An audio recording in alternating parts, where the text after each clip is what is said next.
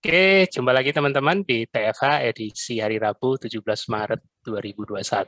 Masih bersama Mas Tio Prasetyo, founder kita. Halo, selamat malam Mas. Halo Mas Budi, malam Ya, selamat semua malam. yang udah hadir. Udah Ya, berapa kita silakan Mas Mas. Budi? Kita sudah 40 Mas. Wih, mantap.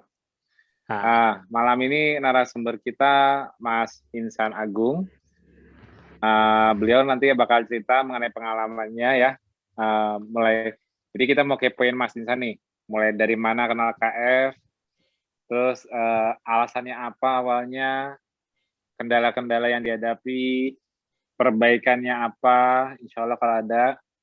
Terus respon lingkungan, keluarga, atau mungkin sejawat mengenai gaya hidupnya gimana, atau nanti juga mungkin ada apa cita-cita inspiratif lain nanti mungkin yang bisa diceritakan oleh Mas Insan. Oke, kita langsung lanjut ke Mas Insan. Malam Mas Insan udah datang. Baik, terima kasih. Panggilnya Mas Insan atau Mas Agung nih? Insan Agung enaknya manggilnya apa? Saya kalau saya di rumah dipanggilnya Agung, tapi kalau di kampus di sekolah panggilnya Insan gitu. Jadi emang dua-duanya sering dipakai. Ya, kalau teman-teman warrior ini enaknya manggilnya yang mana nih? Mas Agung apa Mas Insan? Insan aja yang sudah mulai ini, kalau biasanya keluarga aja sih kalau Agung. oh, oke. Iya. Siap. Kita juga keluarga kalau sekarang Mas. Kita kan sekarang keluarga by lifestyle. Family by lifestyle. Kalau diizinkan loh. Ayo monggo Mas Isan. Oke, Mas Isan. Baik. Assalamualaikum warahmatullahi wabarakatuh. Ya, alhamdulillah, terima kasih ini diberikan kesempatan. Mas Tio kemarin kontak saya untuk bisa berbagi atau sharing inspirasi dan juga kisah saya mengikuti KF. Ini nanti sedikit saya sebenarnya nggak pakai slide pun juga nggak apa-apa karena memang tapi untuk membantu saya biar cerita urut ya kadang-kadang saya share dulu. Boleh, cuma silakan Mas. Sampai Mas Budi. Monggo, silakan. Ini agak lelet, mudah-mudahan internetnya lancar-lancar saja.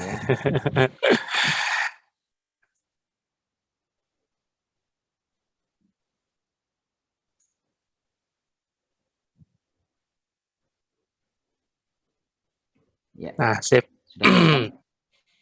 Tinggal di full screen aja, Mas. Full screen. Ya, baik. Di play full screen.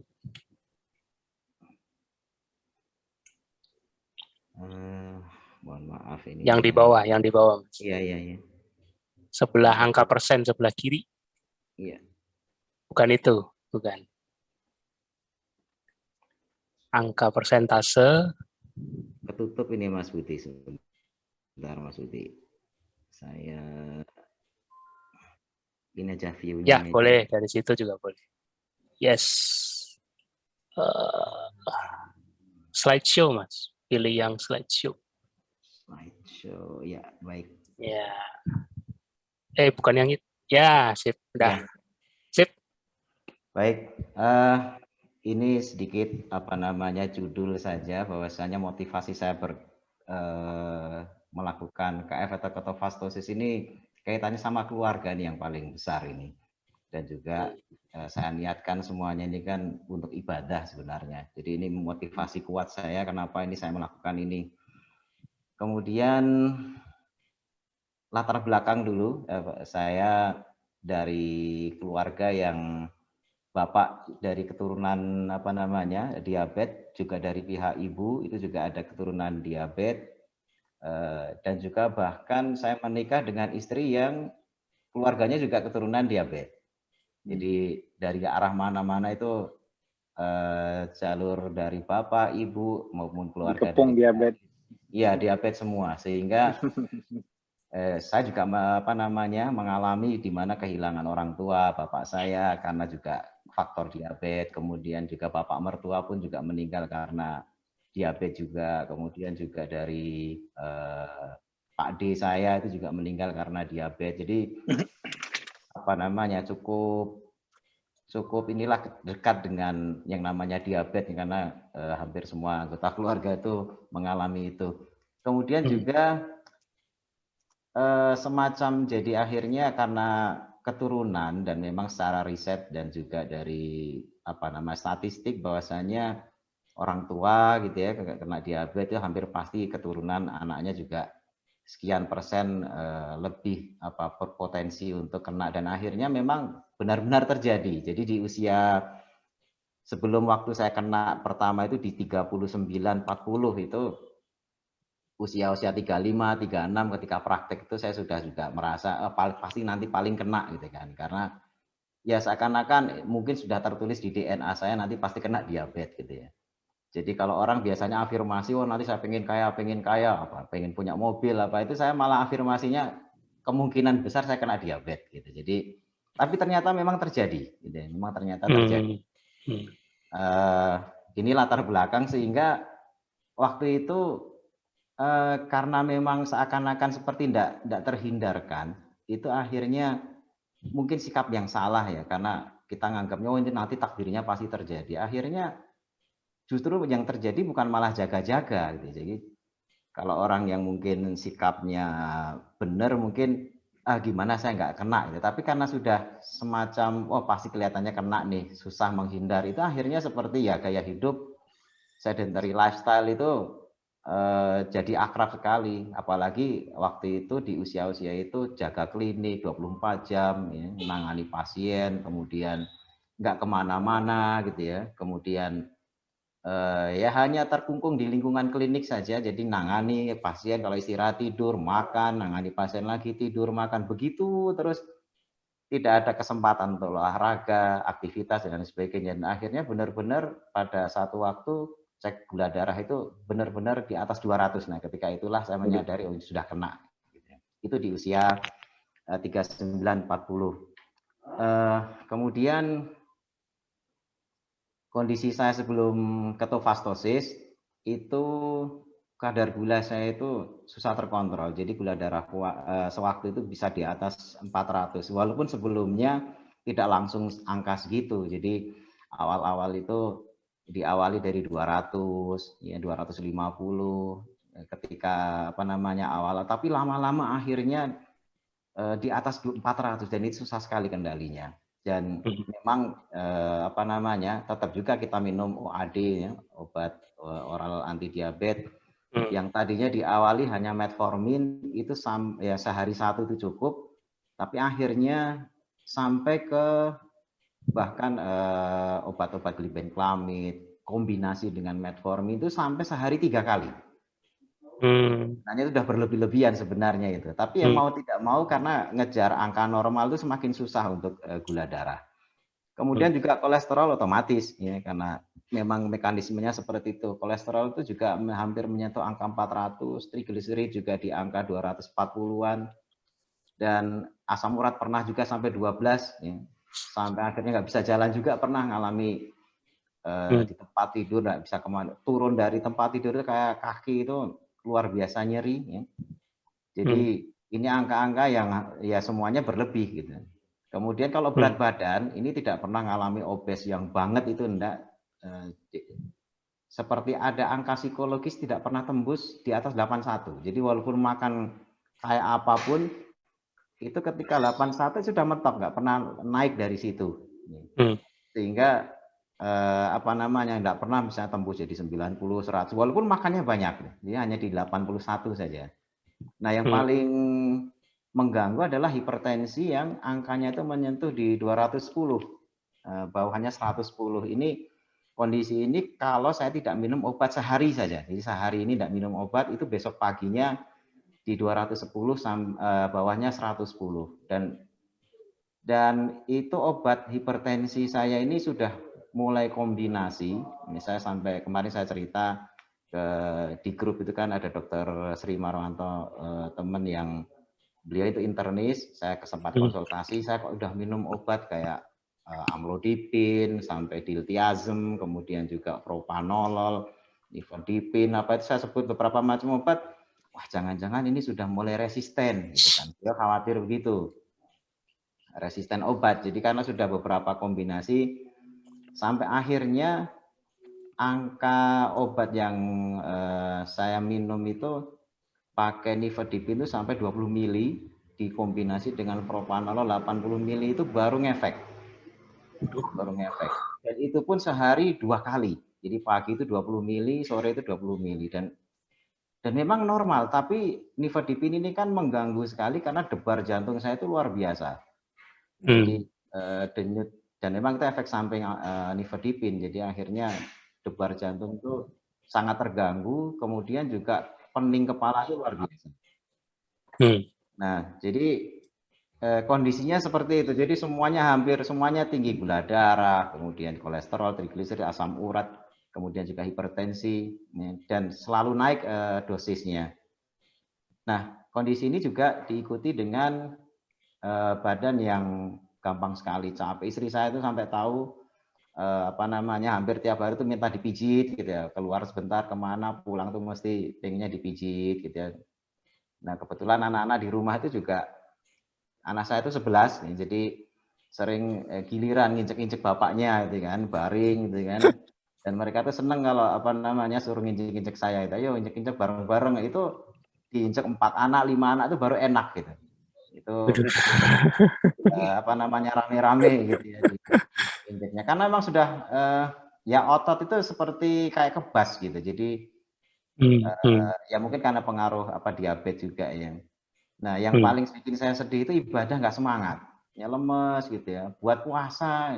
Jadi mungkin karena kena GERD juga ya. Jadi lambung itu kalau dipakai tidak makan berapa menit itu perihnya luar biasa. Kemudian sendawanya juga nggak enak, sehingga yang biasa puasa sunnah itu sampai hampir nggak bisa puasa sama sekali, susah bangun malam. Nah, ini yang paling bikin saya gelisah, karena waduh kok ini sampai kualitas ibadah jadi seperti ini gitu.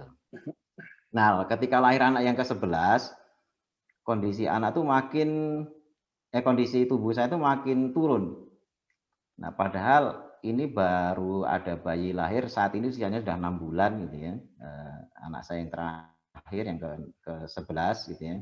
Nggak tahu ini terakhir apa nanti masih nambah lagi juga nggak tahu, karena selama ini niatnya ini ragil tapi gagal terus gitu ya. Jadi dari mulai anak ke berapa itu ya, 7, ini yang terakhir. Kalau ditanya temen, ini yang terakhir ya gitu ya. Waduh, nggak tahu, ternyata ada yang ke-8, ini yang terakhir ya, ternyata ada yang ke-9. Jadi sampai saat ini kalau ditanya ragilnya kapan ya belum tahu gitu ya, karena selalu ada berikutnya gitu ya. Nah, ini yang ini mulai saya termotivasi, ini saya harus berubah kondisinya, karena kalau enggak ya gimana nanti menyaksikan anak-anak ini, jangan sampai ya mereka sudah kecil aja kondisi saya enggak bisa membimbing mereka, enggak bisa tenaganya tuh full untuk mendidik mereka. Jadi alasan-alasan inilah yang kemudian memotivasi saya kemudian mencari solusi bagaimana biar sehat. Nah, jadi perjalanan menemukan ketofastosis ini sebenarnya di tahun 2017-2018.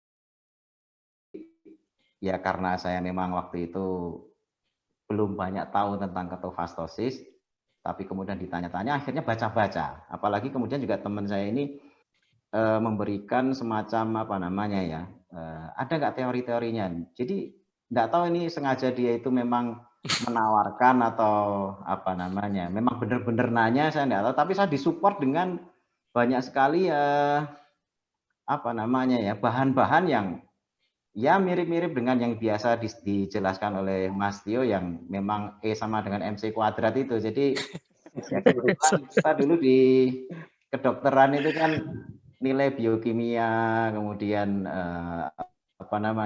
ya nilai kimianya juga itu kan kalau kita nyebutnya nilai-nilai 7,5 gitu ya. Ya pitulungan setengah makso gitu ya. Itu kalau 7,5 makso. Iya, 7,5 pitulungan setengah, ini pertolongan setengah maksa gitu ya. Itu ya, karena belajarnya juga kadang-kadang setengah-setengah gitu ya. Kita hafalan, lulus gitu ya. Jadi tidak terlalu mendalami, ya belajar siklus Krebs aja kan ngapalin itu kayak hafalan mati gitu. Jadi Itu rata-rata dokter memang rata-rata begitu, karena yang dihafalin kan banyak gitu ya. Sehingga ketika ditawari teori-teori tentang apa namanya biokimia dan lain sebagainya yang dulu kita pernah belajar itu, saya nggak terlalu bisa jawab pertanyaan teman saya. Waduh, saya teori ini, tapi tentang ketofastosis sendiri, waktu itu dia tanya tentang ketosis, itu saya salah memahaminya, mungkin sama dengan yang kemarin Mas Aryana, agak salah dengan ketoasidosis gitu ya, sehingga waktu itu walaupun dia juga menawarkan kita jalani ini karena ini bagus untuk kesehatan begini, saya waktu itu belum tertarik. Bahkan kebetulan beberapa teman ini kan menanyakan juga gitu kan, itu menunya apa yang boleh apa yang enggak boleh gitu kan. Nah, ada beberapa hal karena kebetulan saya juga di teman-teman itu kenal dengan ngaji, belajar tentang hadis dan sebagainya. Ditanya itu hal-hal yang boleh dan enggak boleh itu agak spesifik gitu ya. Jadi itu madu boleh enggak minum? Itu kurma boleh enggak gitu kan.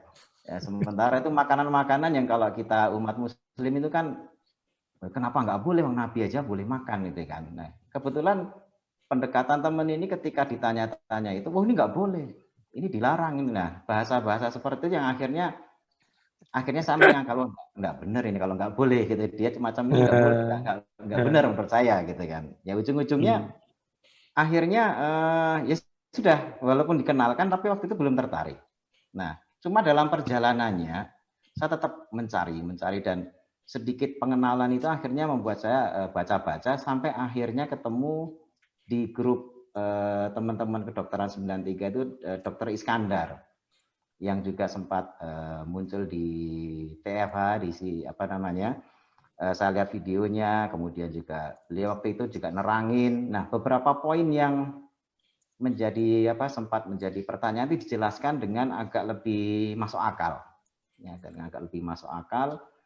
Nah, waktu itu ya itu pencarian ya, itu masa-masa pencarian sampai akhirnya udah kita coba dulu. Karena kondisi saya yang seperti saya jelaskan tadi, udah kolesterolnya udah luar biasa, kemudian gula juga luar biasa, semuanya hampir angka-angka yang luar biasa begitu, dan membuat aktivitas itu terganggu sampai akhirnya ya sudah jalani saja gitu ya. Dan itu masih ngasal itu karena saya tidak berada di komunitas yang bisa mentor. Jadi misalnya paling kita jaga karbo biar ini tidak terlalu tinggi, akhirnya ya sudah makan daging, telur yang kita waktu itu tidak kenal yang namanya gula stevia dan sebagainya, itu yang karena kebetulan saya ini penyuka makanan minuman manis. Jadi ketika harus mencoba tanpa ada rasa manis itu luar biasa perjuangan saya gitu. Karena sebelumnya saya ini suka hunting makanan atau minuman kalau masuk ke mall, masuk ke supermarket itu selalu nyari merek baru makanan atau minuman, terus penasaran. Jadi beli berapa, itu kemudian untuk menikmati manisnya kayak apa itu. Dan istri saya paham betul itu. Jadi ketika ini nyoba yang ini, ada merek dari ini dicoba gitu ya. Dan semuanya hampir semua makanan minuman manis gitu. Jadi ketika mau nyoba ketofastosis itu yang paling berat adalah meninggalkan makanan minuman manis. Mungkin juga karena saya orang Jawa, ya katanya masakan Jawa itu suka yang manis-manis gitu ya. Tapi tapi memang kondisinya seperti itu. Jadi dan sebenarnya ada unsur spiritual juga. Artinya ya ini sifatnya personal, sebenarnya pribadi. Karena di pencarian yang pertama itu saya berpikir kurma, madu nggak boleh. Nah, cuma saya pelajari terus sampai akhirnya sebenarnya bukan masalah boleh atau nggak boleh, ya. Tapi ada satu prinsip yang dalam agama saya itu memberikan satu pandangan, ya, kulu wasrobu wala tusrifu, makan minum jangan berlebihan. Nah, ini yang jadi akhirnya jadi patokan saya untuk menjalani ini, dan itu dipakai dimanapun. Jadi makan dan minumlah tapi jangan berlebihan. Nah, orang cenderung memahami berlebihan itu mungkin piringnya makan biasanya 1 piring di 2 piring. Kalau saya sekarang ini tidak memahami seperti itu. Artinya berlebihan itu ya kaitannya sama makro atau mikronutriennya. Jadi kadang-kadang berlebihan masing-masing orang itu juga berbeda-beda. Nah, waktu itu saya memahami untuk diri saya sendiri, mungkin karbo saya ini sudah berlebihan. Sehingga buat orang mungkin masih oke, tapi buat saya itu penyakit gitu ya. Sehingga kalau sudah berlebihan dan cenderung menimbulkan penyakit, maka ini tidak boleh. Karena apapun itu tidak boleh. Dan berlebihan masing orang itu, mungkin orang makan nasi tidak apa-apa, tapi saya kelihatannya sudah harus menjaga dalam batas-batas tertentu. Nah, disitulah saya menerapkannya dalam ketofastosis. Artinya, nah nanti mungkin bisa dipakai secara apa namanya ya, dipakai secara global, bahwasanya memang ketika berlebihan, apapun itu, apakah karbo atau protein atau mungkin mineral atau yang lain-lainnya, ketika berlebihan kan dalam ilmu gizi juga pasti akan mendatangkan efek. Artinya kalau dalam apa namanya pandangan secara spiritual, kulu wasrobu walatus ribu tadi itu saya bawa terus gitu ya. Jadi makan minum tidak berlebihan. Ya. Kemudian juga suruh makan yang halal dan thayyib. Jadi tidak hanya sekedar halal, ini kan boleh gitu ya. Kan nggak dilarang dalam agama, tapi kan tidak thayyib lagi buat saya, gitu kan. Tidak bagus lagi. Artinya makan gitu kan, ini memang halal, tapi kan tidak sekedar halal. Ketika tidak thayyib lagi ya, itu pertimbangan saya yang akhirnya ini pergulatan batin, terus sampai akhirnya ya sudah ini saya jalani. Karena apa yang halal ketika tidak thayyib lagi buat tubuh saya, maka ya saya harus mulai bisa mengurangi. Dan juga dalam batas-batas yang memang sudah aman dan sehat buat tubuh saya. Itulah awal saya kemudian akhirnya sudah bismillah saya jalani ketofastosis ini. Kemudian ternyata awal-awal menjalani ini penuh ujian. Jadi ketika sudah mulai menjalani, otomatis kan yang dimakan tuh, saya kebetulan penggemar ikan apapun itu saya suka gitu ya. Jadi tidak langsung makan daging kayak sapi, apa mungkin ayam, tapi saya memulai itu dengan ikan dulu. Nah ketika makan itu, walaupun juga selang-seling juga ada dagingnya, tapi yang saya rasakan gatal seluruh tubuh.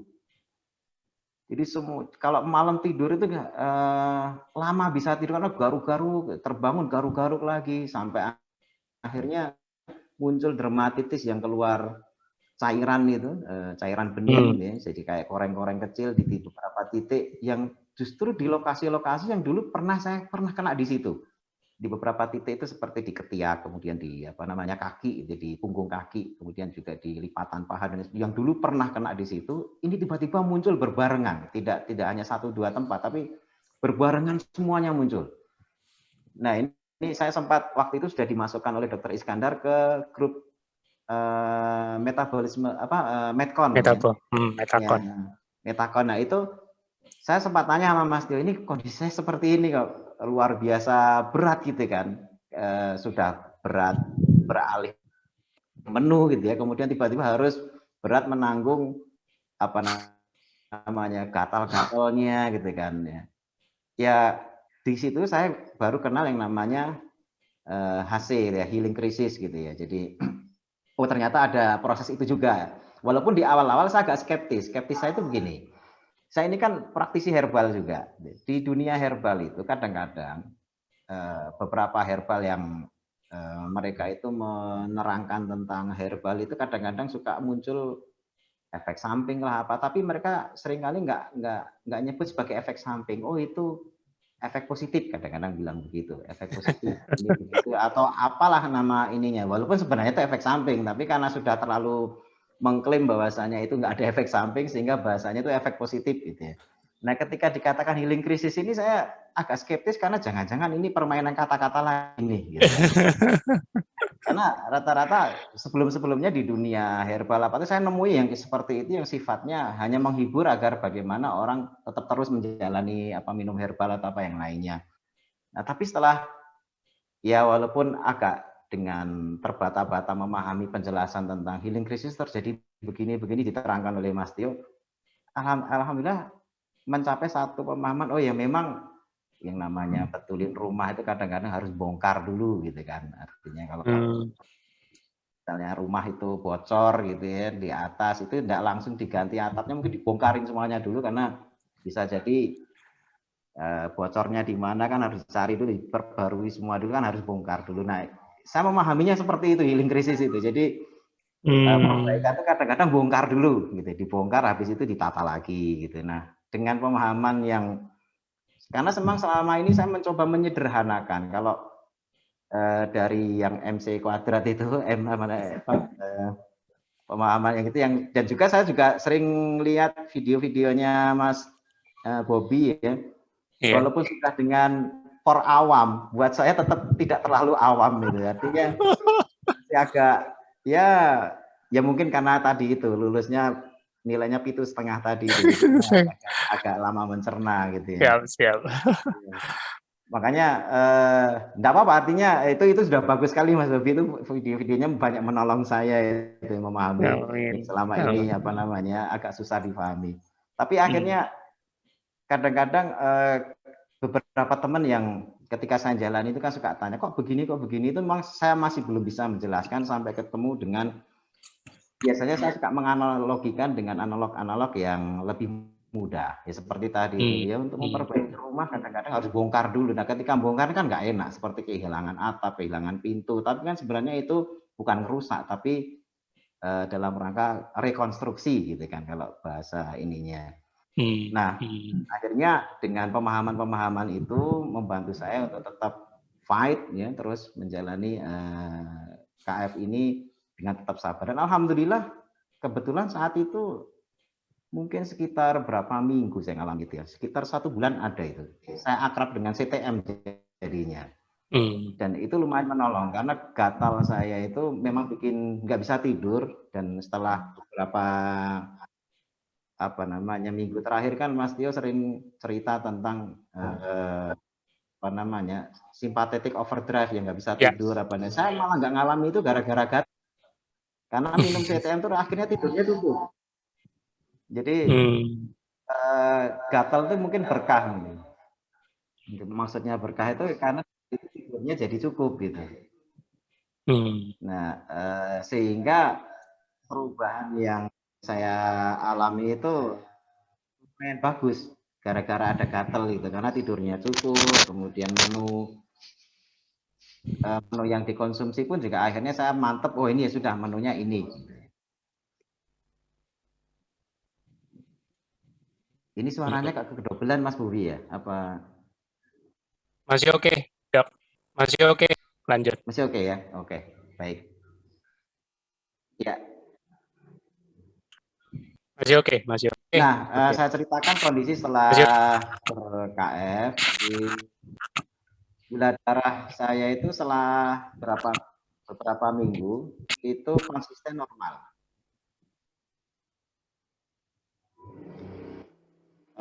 Suara saya kedobelan, ada ekonya Mas. Ada eko ya. Coba pakai ini deh, yang hands free yang pakai kabel Mas, kalau ada. Takutnya baterainya mungkin. Sebentar ya teman-teman, kita tunggu. Tes 1. Sip. Oke, masuk. Ya.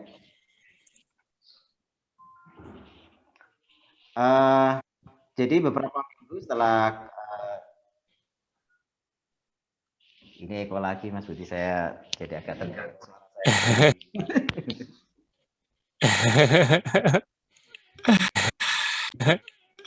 Biasanya apa nih Mas Budi? Saya kalau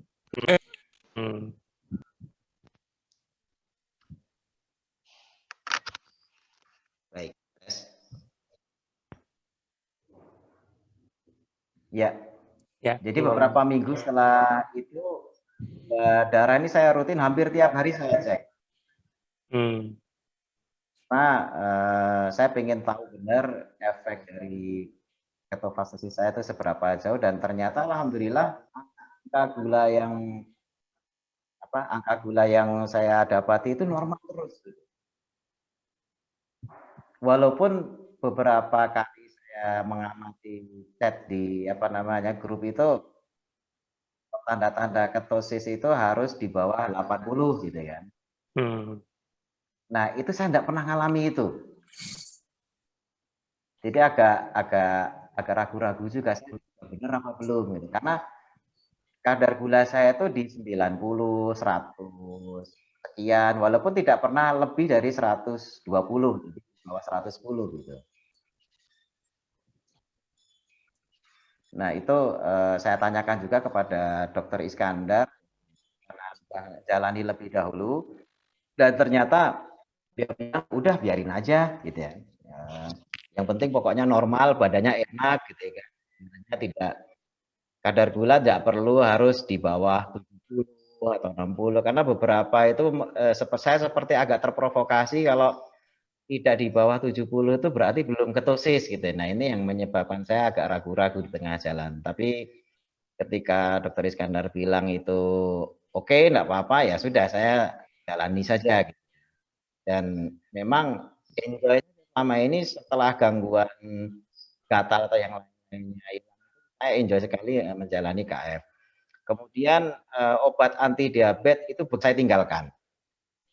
Karena pada hari pertama saya masih konsumsi obat seperti biasa, malamnya itu langsung mengalami drop. Jadi langsung hipo, keringat keluar gitu ya, kemudian berdebar-debar hebat, yang saya malah khawatir akhirnya hari kedua itu saya obat berhenti. Nah, itu sampai berminggu-minggu, sampai sekarang saya belum pernah lagi minum obat gula darah, yang waktu itu sehari itu bisa 2-3 kali itu minum obat gula darah. Kemudian hipertensi saya yang terakhir ini sudah minum obat tuh sudah mulai selang-seling. Yang dulunya bahkan lodipin atau nifedipin ya, 20 mili itu sudah saya tinggalkan. Propanolol yang 80 mili juga sudah saya tinggalkan ya. Kemudian hanya satu obat saja yang sekarang beta block yang 50 mili itu pun kadang tidak minum karena saya merasakan angkanya juga udah bagus. Kemudian kolesterol, karena saya makan lemak, saya kan paling suka kulit ayam itu, kulit ayam itu sering kayak usus apa itu rutin. Dugaan saya karena kolesterol saya jarang cek, mungkin juga masih tinggi. Ternyata setelah saya cek itu juga 100. Ya, waktu itu angkanya 135.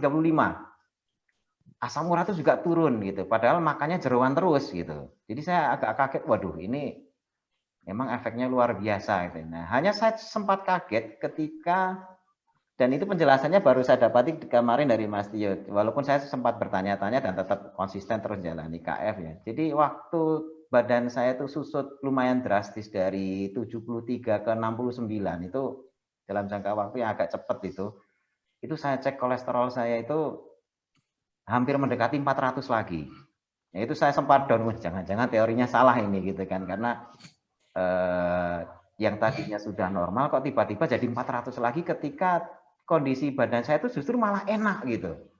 Jadi ketika kondisi berat badan itu susutnya juga signifikan gitu kan, tapi kok kolesterol malah naik. Yang akhirnya karena khawatir saya akhirnya minum obat kolesterol lagi gitu kan, karena kekhawatiran sudah mencapai 300 ribuan gitu. Tapi ternyata itu juga berjalan cuma sebentar. Jadi ketika sudah stabil di 69 70 itu biasanya minum obat kolesterol itu bisa sampai 3 minggu, 4 minggu itu baru normal. Ini baru berapa hari kok saya cek lagi sudah mulai di bawah 200 lagi, di 190 sekian. Ini apa ini kok bisa berubahnya cepat sekali gitu kan. Nah, makanya kemarin waktu Mas Tio jelasin tentang kemana kolesterol itu pergi ketika konsumsi nasi gitu kan, kemana kolesterol itu bergerak ketika berat badan kita tuh susut dan lemak ada yang dibakar, itu baru saya ngeh gitu. Oh, mekanismenya seperti itu gitu, dan itu akhirnya membuat saya nyaman lagi untuk jalani gitu. Kemudian berat badan turun 12 kilo dari 81 sekarang ini 69, kadang-kadang 70, 69 70 naik turun. Dan ini yang kadang-kadang bikin agak kerepotan tuh lingkar perut dari 116 jadi 102. Itu celana udah mulai ya kerepotan saya nyari jadi akhirnya saya masih belum yakin apakah ini konsisten beratnya segitu, jadi belum mau untuk mempermak celana, takutnya nanti gemuk lagi gitu ya. Jadi masih udah di setel lingkar perutnya kecil, tahu-tahu gemuk lagi ya, makanya ya udahlah pakai standar dulu gitu kan. nggak melorot gitu ya. Nah, kemudian kondisi yang lain yang saya rasakan beda sekali adalah energik. Jadi energik sampai saya waktu saya ke Solo pulang pergi karena waktunya memang mepet itu saya ngerasakan nggak pernah sesegar itu. Jadi dari Jakarta nyetir ke Solo dari pagi, dari Jakarta itu jam 6 pagi sampai Solo itu habis zuhur, nyampe di Solo ngantar anak-anak, terus hanya nginep semalam, besok paginya itu ke Jakarta lagi, sampai Jakarta itu sore gitu ya, jam ya sekitar menjelang asar, itu badan nggak lelah, nggak ada ngantuk-ngantuknya sama sekali. Bahkan sore itu juga saya kok seperti pengen olahraga itu keliling lari 2 kali lapangan bola gitu. Jadi habis dari perjalanan Solo Jakarta dalam sehari gitu, hanya sempat tidur gitu, sampai akhirnya buat olahraga, kemudian muter-muter karena memang energi itu seperti berlebih. Jadi pengennya aktivitas terus gitu. Dan ritual pijit, injek-injek anak itu sudah hampir sudah hampir kita tinggalkan gitu ya, kecuali kalau pas ini banget gitu. Jadi biasanya kan hampir tiap hari pulang dari pekerjaan pengen pijit, pengen injek-injek. Itu sekarang ini udah jarang sekali gitu ya. Nah, kemudian yang saya juga sangat merasakan menikmati itu bangun malam udah buat sholat tahajud. Kemudian juga yang herannya itu puasa ya kan selama ini intermittent fasting gitu ya, pagi itu perut itu nggak rewel. Bahkan puasa sunnah itu yang biasanya kalau jam 10 udah perihnya luar biasa, kayak nahan sesuatu di tenggorokan itu panas gitu ya kan, heartburn ya, kalau itu kan ada heartburn, itu hilang sama sekali. Dan tadinya saya sudah meninggalkan kopi sekian tahun itu karena nggak berani ngopi. Sekarang ini malah tiap hari rutin ngopi, ya, bahkan bisa sampai 2 gelas dan tidak ada masalah gitu kan. Jadi ngopi itu jadi ritual baru, gantiin injek-injek sama pijit gitu. Ya, dan bisa menikmati kopi gitu ya. Ini buat saya itu luar biasa perubahan-perubahan yang yang terjadi. Kemudian kendala, nah ini kendala menjalani KF ini memang juga walaupun tadi hasilnya demikian luar biasa, tapi bukan tanpa kendala. Itu di rumah itu saya kebetulan posisi saya itu sebagai koki, yang masak itu bukan istri tapi saya. Masak untuk anak-anak saya yang sekian banyak itu, dan otomatis kan harus nyicipi. Dan kadang-kadang godaannya itu nyicipi itu kadang-kadang tidak bisa sedikit gitu kan. Begitu, waduh enak ini, kepancing gitu ya. Akhirnya itu godaan besar gitu ya, godaan besar. Mau tidak mau ya posisi koki ini digantikan istri gitu ya. Padahal anak-anak itu kalau saya yang masak itu mesti makannya banyak. Ya cocoknya masaknya sama bapaknya gitu kan. Ya walaupun istri saya juga bisa masak, tapi kalau saya yang masak tuh anak-anak lahap gitu. Jadi ini karena harus masak dan lain sebagainya, seringkali ya cheatingnya itu di situ gitu ya. Kemudian karena banyak anak kecil, ini beberapa kali saya gagal itu karena suka makan nggak habis. Ya, apalagi kalau di perjalanan kasih nasi nggak habis, waduh ini mau dibuang sayang, mubazir, akhirnya mau nggak mau ya kita yang habisin gitu. Nah itu beberapa hal yang akhirnya itu jadi kendala gitu ya. Walaupun saat ini sudah mulai itu bukan lagi masalah yang berat, tapi awal-awal itu kendala luar biasa. Nah, kemudian sering perjalanan. Jadi saya rutin Jakarta-Bandung, kemudian Bandung-Solo atau Jakarta-Solo, karena ada anak yang sekolah di Solo ikut sama mbahnya di Solo, kemudian di Bandung itu pekerjaan, kadang-kadang keluar kota, kadang-kadang. Nah, perjalanan-perjalanan ini yang kalau cuma sehari perjalanan saya bisa berbekal dari rumah, bawa apa, masak sendiri, yang selera saya itu bisa. Tapi kalau sudah berhari-hari, nah ini yang seringkali loss-nya tuh di situ. Walaupun mungkin kan bisa nyari makanan yang hanya diambil lauknya saja, tapi tidak semudah itu karena beberapa makanan kelihatannya sama tapi bumbunya itu kadang-kadang terlalu banyak kecap lah, terlalu banyak. Nah, itu yang akhirnya beberapa kali perjalanan itu sempat rusak kondisi KF saya gitu ya. Nah, kendala juga tadi saya sebutkan, saya itu menyuka makanan minuman manis ini yang kalau apa namanya ninggalin itu luar biasa. Walaupun saat itu juga banyak tertolong oleh pemanis-pemanis yang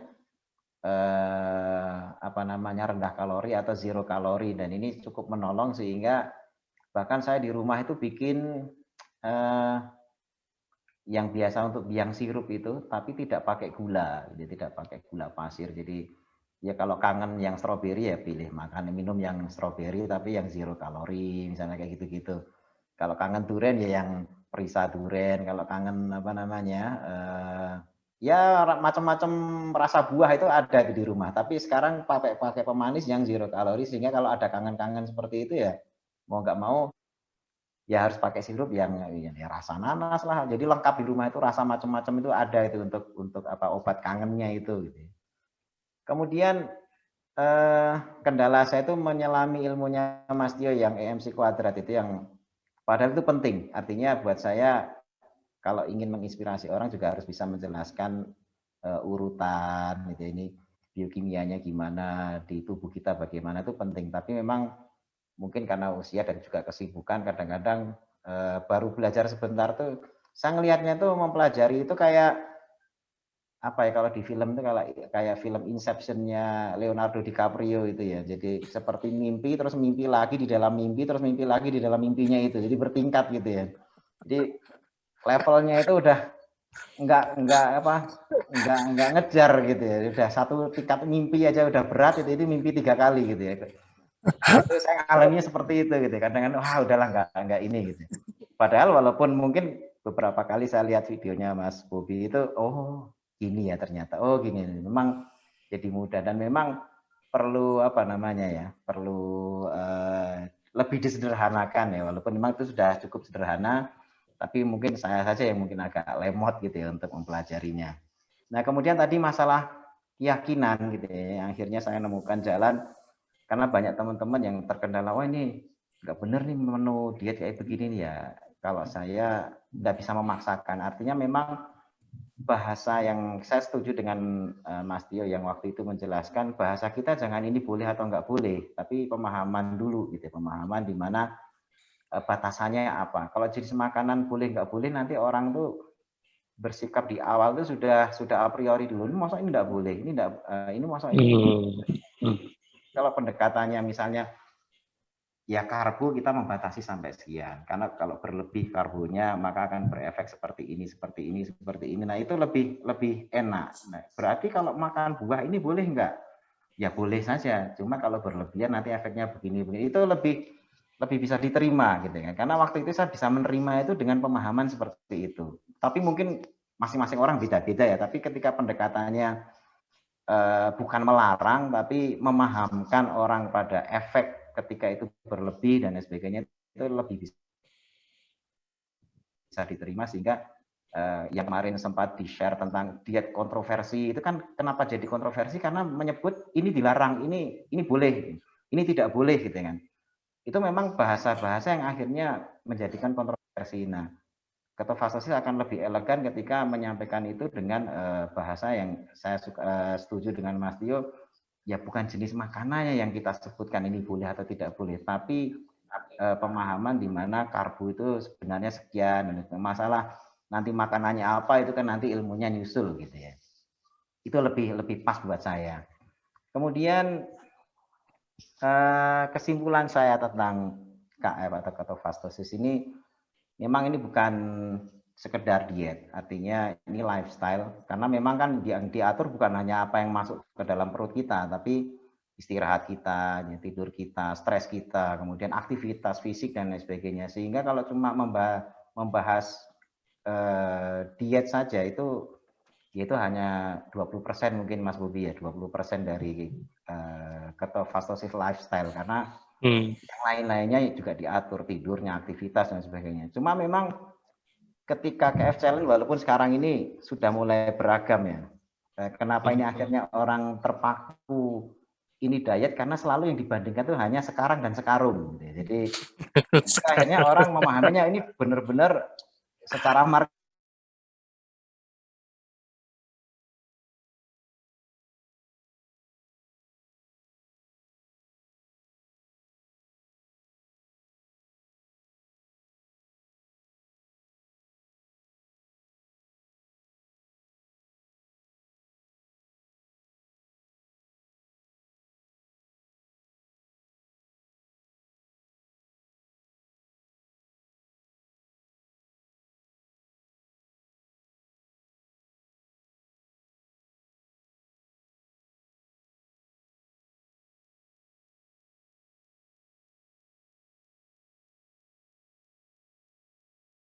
ada hal-hal lain yang memang harus kita atur, tidak hanya sekedar apa yang kita makan. Kemudian membuka harapan dan mindset baru bagi penderita penyakit yang dikatakan tidak bisa diobati. Karena beberapa pasien-pasien saya dulu ketika dikatakan, oh Bapak udah diabetes, itu seperti divonis penyakit yang nggak akan ada obatnya dan harus, jadi alur penderita diabetes kan udah diketahui, nanti wah ini nggak ada obatnya, apa-apa dilarang, terus makan minum obat seumur hidup, bahkan nanti insulin disuntikin tiap hari, efeknya nanti ginjalnya rusak, mata katarak, itu arahnya itu seperti sudah tertebak nanti akan mengalami itu gitu ya.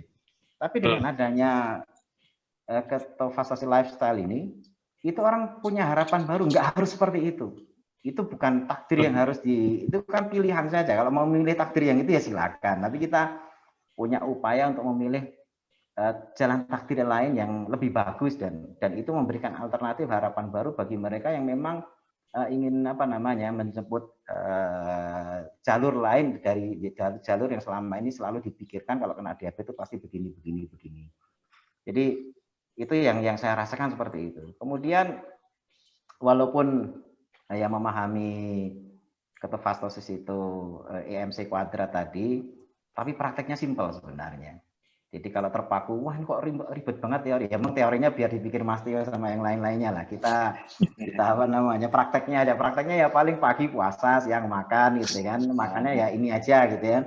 Itu lebih simpel dan saya rasa simplicity is genius. Jadi kalau bisa menyimpelkan itu berarti ini jenius. Dan saya anggap kayak Mas Bobi, Mas Tio itu dalam hal ini sudah kejeniusannya itu ada karena sudah mulai menyimpelkan bagaimana ini simpel gitu ya. Karena kalau Einstein kan bilang sesuatu yang simpel bisa dijelaskan ke anak kecil dan anak kecil itu sesuatu yang rumit bisa dijelaskan ke anak kecil dan anak kecil itu paham. Berarti yang menjelaskan ini jenius gitu ya. Nah, saya aja yang tenaga kesehatan pernah belajar biokimia, memahami yang selama ini kadang-kadang kesulitan, apalagi kalau mereka nggak pernah belajar biokimia atau mungkin ilmu kedokteran gitu ya. Nah ini memang tugas teman-teman nakes ini bagaimana mencerna itu teori yang memang agak susah juga, menyederhanakannya itu juga agak susah. Ini bagaimana bisa menjadi sesuatu yang simpel, yang mudah difahami, kemudian KFLS ini bisa lebih memasyarakat karena banyak orang awam di sana itu yang memerlukan kesederhanaan di dalam berkomunikasi.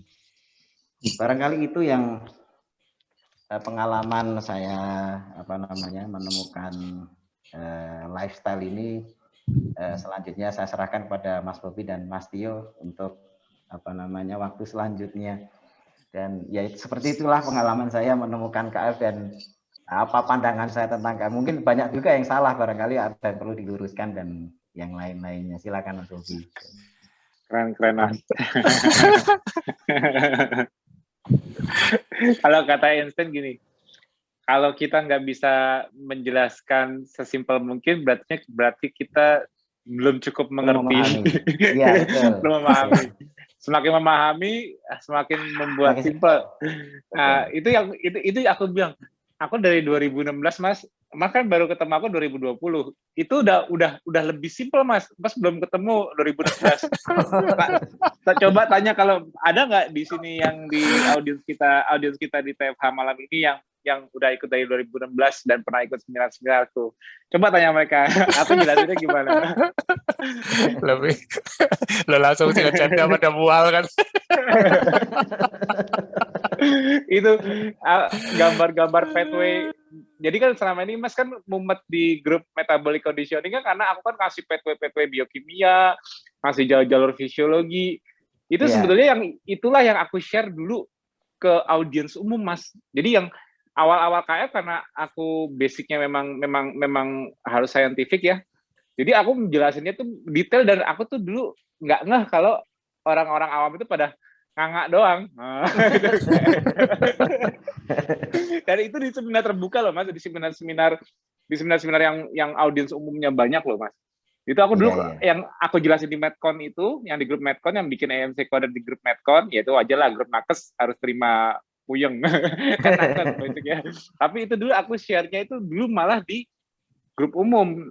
Tapi sekarang aku lebih banyak kalau aku mau menceritakan pathway yang aku ingat-ingat ini aku muncul, aku langsung nembaknya memang sekarang di grup Medcon. Aku udah nggak di grup umum lagi, karena kalau di grup umum takutnya mereka keteteran. Percuma juga kalau aku jelasin. Kayak aku kan lebih banyak aktifnya kan di grup netcon karena aku ngajak para nakes untuk ayo buka buku lagi, ayo buka-buka. Aku sih jujur aku nggak pernah buka buku, maksudnya nggak pernah.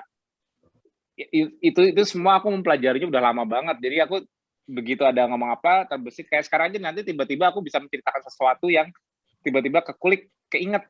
Nah, jadi kayak aku tuh kalau belajar itu dulu bukan belajar, bukan ngafal, tapi nyari jalur. Masa gini, ini harusnya kemana ya? Ini harusnya kemana ya? Kalau ini, jadi aku dulu kalau cara belajar fisiologi itu aku berusaha mengerti sistem. Jadi kan semua ya kalau kita engineer gitu, kalau kita seorang engineer itu kita suatu sistem itu kan harus bisa membentuk suatu homeostasis, keseimbangan sistem. Untuk suatu mesin bekerja atau apa, itu ada keseimbangan sistemnya. Nah, manusia ini kan semua punya sistem biologi yang punya keseimbangan. Nggak usah kita atur-atur pun dari lahir keseimbangannya sempurna. Insya Allah kalau terlahir sempurna, insya Allah keseimbangannya sempurna kan. Allah udah ngasih kan sempurna manusia kan. Tapi kalau kita sampai ada sakit diabetes, dulu waktu sehat kok gula darah saya normal, tapi kok dari perjalanan hidup saya terjadi gangguan keseimbangan sebelumnya, yang gula darah harus normal kok malah jadi melesat ke atas. Terus mas tadi yang harusnya tensinya normal, kan mas tidak terlahir dengan hipertensi. Tapi kok di sepanjang perjalanan hidup saya kok tensi saya berubah. Itu kan suatu gangguan dari keseimbangan basic sistem yang udah dikasih Allah kan. Nih, Allah kasih kita keseimbangan, manusia dilahirkan sehat, bisa survive, tapi gaya hidup kita sepanjang hidup kita ini yang membuat kita malah menurunkan survival rate kita. Jadi kemampuan survival kita malah menurun oleh gaya hidup kita. Kan itu. Nah, apa yang terjadi dari sisi fisiologinya, gangguannya di mana, itu yang aku dulu belajarnya kenapa kok bisa terganggu, harusnya kontrolnya di mana, keseimbangannya bagaimana. Nah itu, jadi akan aku dulu belajar seperti itu, aku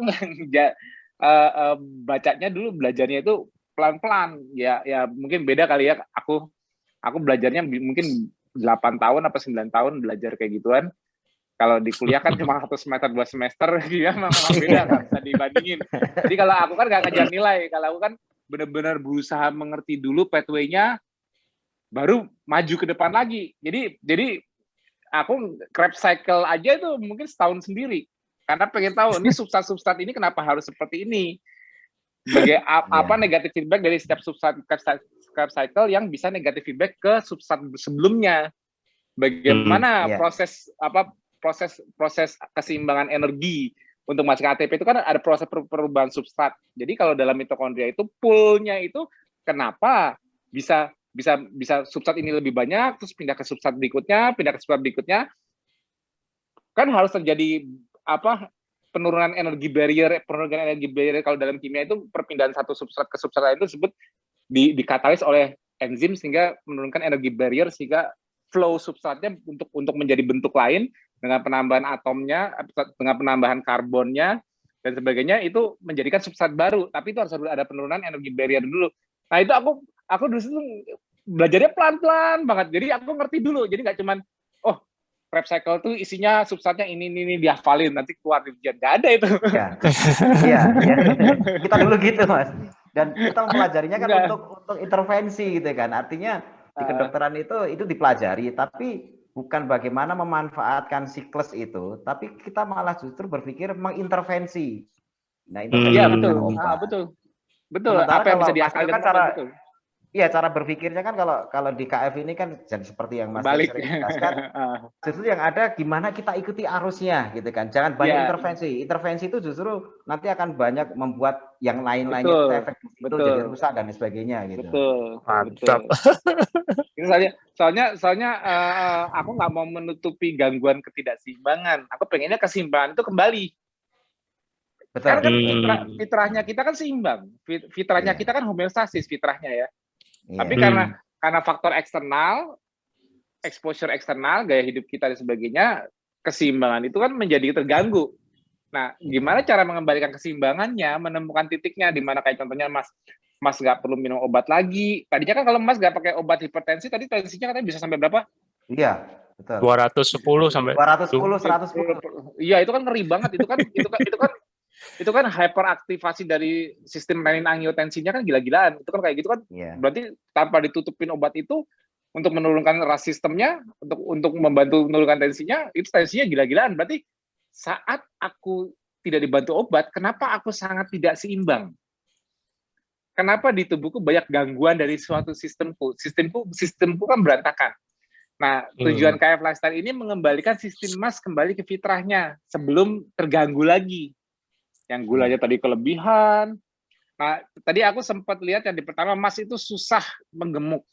Jadi Mas menggemuk tetap 80 berapa tadi? 81 ya? 81, iya.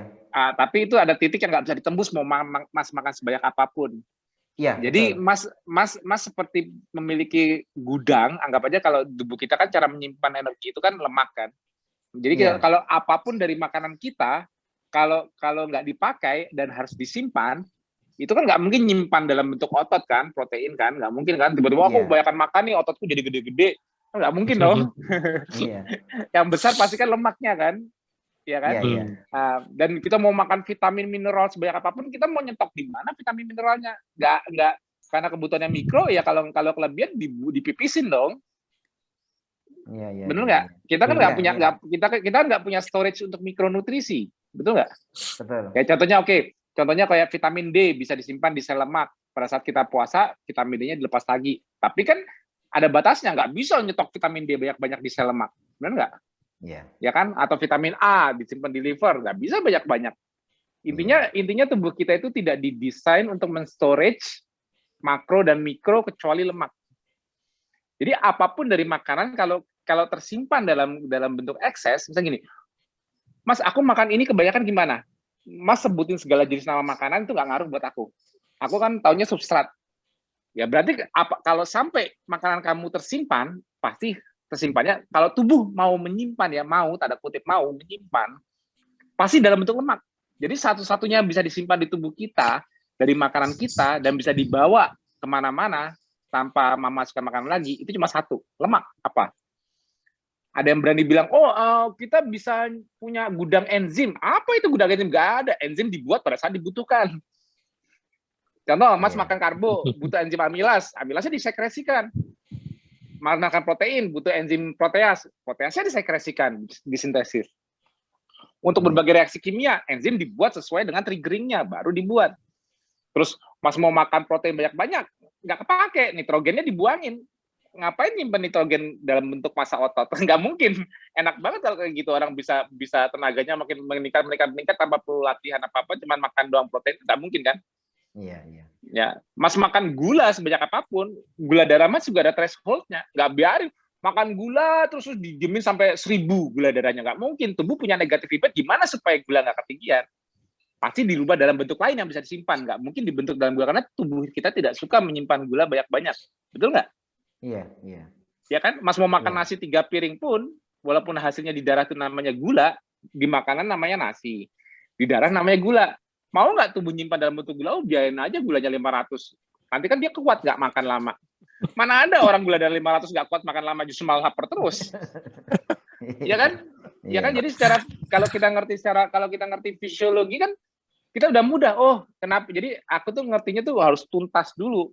Jadi kalau apapun, tubuh itu paling safe itu nyimpen dalam bentuk lemak, selesai. Kalau kita masih bisa nyimpen terus, keseimbangan masih kejaga. Atau gini, Mas mungkin pernah ketemu pasien yang overweight, tapi gula darahnya normal, kolesterol normal, masih makan karbo ya, overweight tapi gula darahnya normal, asam urat semua, labnya bagus, tapi dia overweight. Lingkar perutnya besar, atau badannya gemuk gitu loh, lebar. Tapi dia kelihatannya hasil labnya bagus, seimbang. Kalau Mas kan labnya berantakan walaupun 81. Iya. Nah, di Mas sudah terlihat ketidakseimbangannya. Mas ketemu pasien yang overweight itu, keseimbangannya masih bagus, tapi dia masih bisa menggemuk terus. Walaupun nanti dia juga ada titik poin di mana threshold-nya sudah kecapai. Kemampuan untuk menambah jumlah sel lemaknya selesai. Kalau Mas sifatnya sel lemak Mas itu tidak bisa proliferate lagi di titik Mas dengan pengawamannya gampangnya 81 dengan 81 kilo itu, Mas menambahkan apapun tidak bisa di storage lagi di sel lemak. Jadi sel lemak Mas itu nggak mau bertambah jumlahnya. Ada gini gampangnya untuk orang awam, gudang penyimpanannya tidak mau bertambah jumlah. Udah penuh. Tidak buat gula. Jadi Mas begitu makanan Mas yang karbohidrat, apalagi Mas penyuka manis tadi itu udah mentok, nggak bisa dimasukin ke gudang, akhirnya di darah tinggi nggak? Iya. Karena kan gulanya nggak dirubah jadi lemak, nggak terjadi de novo lipogenesis. Merubah jadi lemak pun de novo lipogenesis gulanya juga akhirnya mentok jadi trigliserid juga nggak bisa di store ke gudang. Akhirnya trigliserid Mas juga naik. Dan itu personal itu Mas ya. Jadi masing-masing orang storage-nya seberapa itu beda-beda. Yes. Ada yang bisa sampai 2 kintal, ada yang cuman 70 kilo. Iya. Sampai dia masih, malah kan ada tuh orang yang benar-benar sampai orang yang benar-benar super gemuk itu kan kalau di Amerika itu kan kalau suka nonton acara-acara TV itu kan ada tuh orang benar-benar sampai perutnya lebar sampai nggak bisa keluar pintu. Itu sebetulnya hebat loh. Dia secara genetik dia bisa mampu menyimpan sampai sebanyak itu, hebat loh. Karena apa? Kalau mungkin dia seharusnya umurnya lebih pendek kalau dia dia makan sebanyak itu tapi nggak mampu menyimpan sebanyak itu pula. Jadi gini, dia makan sebanyak itu tapi tidak mampu menyimpan sebanyak itu pula. Akhirnya apa? Ketidakseimbangannya terjadinya secara sistemik di darah. Itu problemnya. Jadi intinya kita pada saat kita overeating, kemampuan kita tetap sehat tergantung cuman dari threshold kemampuan kita nyimpan.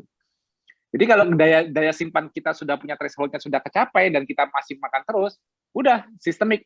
Itu yang akhirnya disebut namanya insulin resistan. Contohnya kita makan karbohidrat harusnya memicu insulin dong. Insulin itu kan storage hormon. Jadi kalau insulinnya lompat tinggi, sel-sel lemak kita atau gudang-gudang kita itu buka pintu untuk masuknya lemak untuk disimpan. Betul dong? Iya. Ya, juga masuknya gula karena gulanya kan jadi bahan esterifikasinya jadi gliserol 3-fosfat. Jadi gula sel gudang itu tempat untuk menyimpan gula untuk menjadi gliserol 3-fosfat yang mengikat lemak. Karena kan trigliserid itu kan nanti dipecah lagi jadi free fatty acid, dikit lagi jadi sama gliserol 3-fosfat baru jadi trigliserid lagi di dalam. Gliserol yang dari luar itu kan dibalikin ke liver. Jadi gudang kita itu membuka pintu untuk gudang kita atau sel lemak kita membuka pintu untuk gula dan lemak. Pada saat itu kan perintahnya dari insulin. Pada saat lipid droplet kita sudah kebesaran, jadi kan anggapnya dalam gudang ini ada lokasi storing lemak-lemak untuk energi ini, namanya lipid droplet lah ya. Lipid droplet itu udah penuh membesar dan sel lemak ini tidak mau hiperplasia, tidak mau menambah, tapi dia malah hipertrofi. Akhirnya dia malah membesar. Akhirnya kalau gudang, anggap aja ini ruangan ini gudang lemak, anggap ini salah satu dari sel lemak ruangan ini. Kalau lemak udah penuh, kira-kira sitoplasmanya makin mengecil, otomatis mitokondrianya juga makin sedikit, otomatis terjadi hipoksia nggak? Kekurangan oksigen nggak di dalam sel? Betul.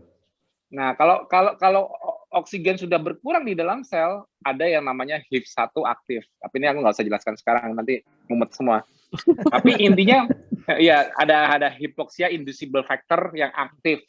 Dan itu bersifat inflamatif. Itu yang juga nantinya mengundang makrofag untuk menciptakan inflamasi baru. Nah, ujung-ujungnya, intinya gini, ujung-ujungnya karena lipid dropletnya sudah hipertrofi, udah kebesaran, udah membuat kadar oksigen di dalam sel lemak turun, otomatis kalau kadar oksigen di dalam lemak turun, mitokondria itu kan sebagai alat untuk menghasilkan energi di dalam sel. Itu kan udah umum ya. Warrior pun udah tahu itu generator energinya. Generator listrik untuk sel itu hidup, dia harus ada pembangkit energi, namanya mitokondria. Nah, kalau oksigen di dalam sel turun, gimana mitokondrianya mau bagus? Sedangkan mitokondria itu ialah penghasil energi yang harus selalu dipasangkan dengan oksigen. Couplingnya. Tanpa oksigen, mitokondria nggak pakai. Yang ada jalurnya fermentasi, gula menjadi laktat. Tapi kalau ada oksigen, baru bisa mitokondria jalan. Lama-lama kalau terjadi hipoksia di sel lemak, kira-kira oksigen turun gitu, kira-kira mitokondria tambah banyak apa tambah jelek? Apa tambah rusak? Tambah rusak ya. Ya, artinya respirasi sel lemak itu pun sendiri jadi turun. Iya. Makanya kalau orang yang obesitasnya udah sampai di level udah kepenuhan, sering banyak dying cell. Maksudnya gini, sel-sel adipos. Nah ini, jadi hiperplasia itu kalau kita masih bisa menambah jumlah sel lemak. Jadi lipid dropletnya nggak kebesaran, tapi jadi bisa memaintain kadar. Jadi kalau kita mau menyimpan lemak nih yang di share Mas Budi bagus banget nih. Makanya aku tuh ada di kepala. Jadinya aku udah tahu tapi nggak bisa tapi kalau pas keluar dibantu gambar gini jadi enak. Nah ini Mas Budi bagian bantuin aku nih. Tapi penting ini untuk ilmu juga. Jadi threshold orang beda-beda. Jadi kalau lemak Mas tadi 81 mentok, itu Mas hipertrofi. Karena Mas nggak bisa menambah jumlah luasan area penyimpanan, jadi luas area permukaan kulit Mas tuh nggak bisa nambah lebar untuk menambah jumlah subcutaneous fatnya nggak bisa nambah lagi. Mas mentok di situ. Nah, sedangkan orang ada yang bisa sampai PSK kan, ada yang sampai pria 100 kilo kan. Iya. Nah itu yang aku bilang tadi dying cell tuh. Nah itu yang lihat gambar abu-abu itu yang sebelah kanan Mas Budi tunjukin. Lingkaran merah itu yang di bagian hipertrofi. Nah, itu ialah kalau yang akhirnya mitokondrianya itu udah rusak banget, akhirnya sel lemaknya malah dying cell. Nah, jadi sel-sel lemak ini pada mati. Di antara sel yang hidup, sel lemak ini mati. Tadinya tuh selnya hidup, tapi karena sudah hipoksianya udah berlebihan, akhirnya mengalami kerusakan, akhirnya selnya mati. Nah, sel mati ini justru malah mengundang apa? Mengundang makrofag yang pro-inflamatori untuk men-scavengingnya. Di situ tipe makrofag yang M1 yang inflamatori itu dia memicu inflamasi di lokasi kematian sel lemak ini. Inflamasi ini akhirnya kemana-mana, disebutnya namanya inflammaging. Inflammaging itu inflamasi yang menular dari satu sel ke sel yang lain. Jadi kayak domino efek. Nah, efek dari ini semua apa? Pada saat mitokondrianya jadi jelek, otomatis kemampuan untuk menerima respon insulinnya juga turun. Dan inflamasi yang meningkat jelas membuat makin insulin responnya makin turun. Itulah cikal bakalnya muncul insulin resistan. Jadi kalau orang bilang insulin resistan itu apa sih? Bagian mana yang insulin resistan? Orang kan biasanya kan fokus di otot. Sebelum otot akhirnya nolak gula, awalnya dulu ialah gudang. Jadi intinya sebelum orang kena diabetes, sebelum orang sampai diabetesnya gulanya lompat, alasannya karena misalnya ototnya jarang karena Mas sedentari itu udah jelas, nggak dipakai gulanya. Tapi kegagalan paling awalnya sebelum efeknya sistemik, efeknya Mas akhirnya ada antrian kolesterol di darah, karena mau masuk kemana lagi? Antrian trigliserid di darah mau masuk kemana lagi? Antrian gula di darah mau masuk kemana lagi? Nggak bisa. Itu yang bikin Mas secara sistemik jadi metabolic syndrome. Akarnya ialah Mas sudah tidak mampu menggemuk, intinya gitu. Tapi Mas masih banyak makan nih. Itu yang bikin kayak vicious cycle. Ya, harusnya kan kalau sel lemak yang penuh ini kan harusnya kan bisa memberikan sinyal. Jadi kan sebetulnya sel lemak ini kan sebetulnya kan juga organ hormon. Jadi dia bisa mensekresikan adiponektin atau leptin. Ya. Tapi leptin yang sebagai sinyal kenyangnya juga udah nggak optimal sekresinya. Selain di awalnya udah ketinggian, tapi akhirnya resistan. Mas pun juga jadi susah kenyang mungkin dulunya. Lapar terus, makanya kalau Mas nggak makan malah ada GERD. Tapi masalahnya Mas kan udah nggak bisa menggemuk lagi. Mas udah tahu, kok saya nggak bisa lebih gemuk dari 81 ya.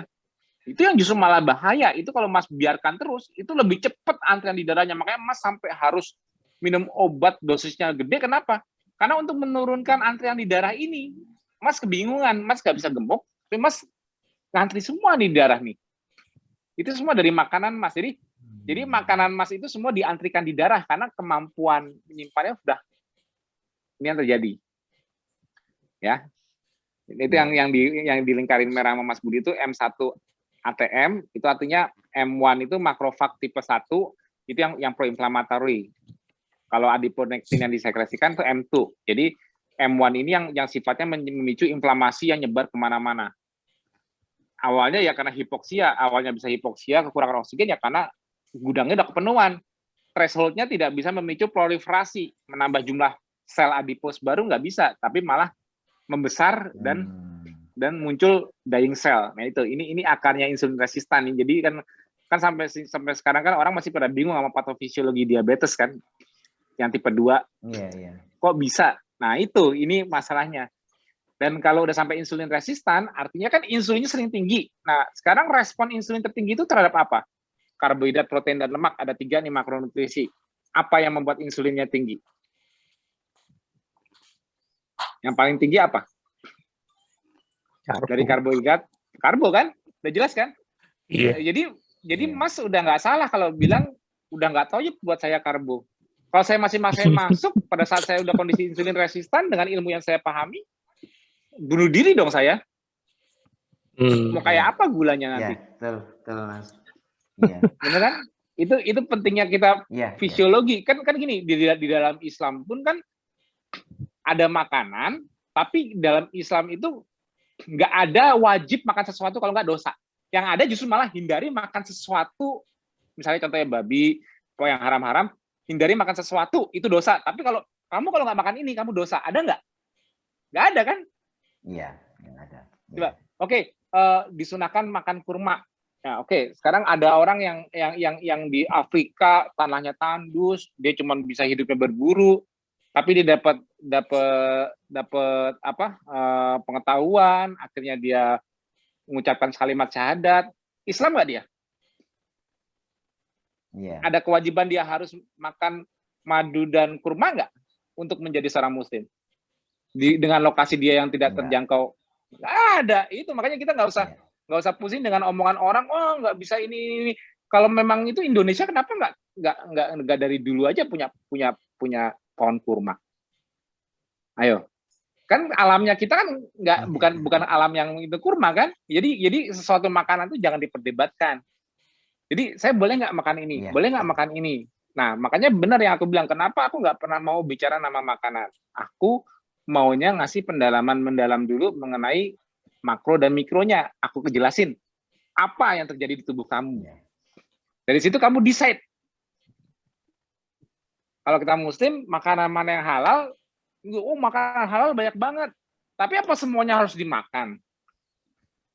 Kan enggak kan? Tapi kan kita punya ilmu untuk memilih makanan. Pada saat semua ada, kita memilih, kita punya hak memilih.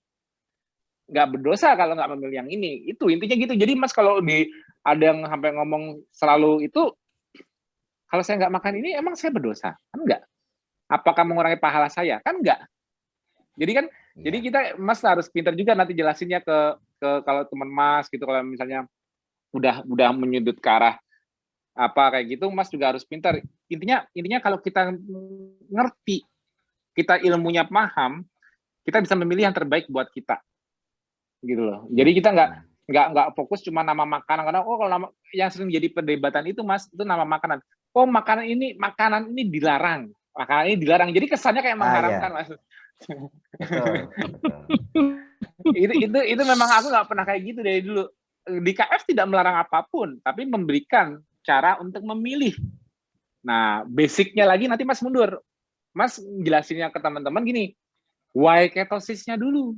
Why ketosis? Kan yang kalau Mas sekarang, kenapa Mas sekarang memilih makanan Mas seperti yang Mas lakukan sekarang ini kan karena ada satu tujuan, ialah satu hal, menjaga ketosis.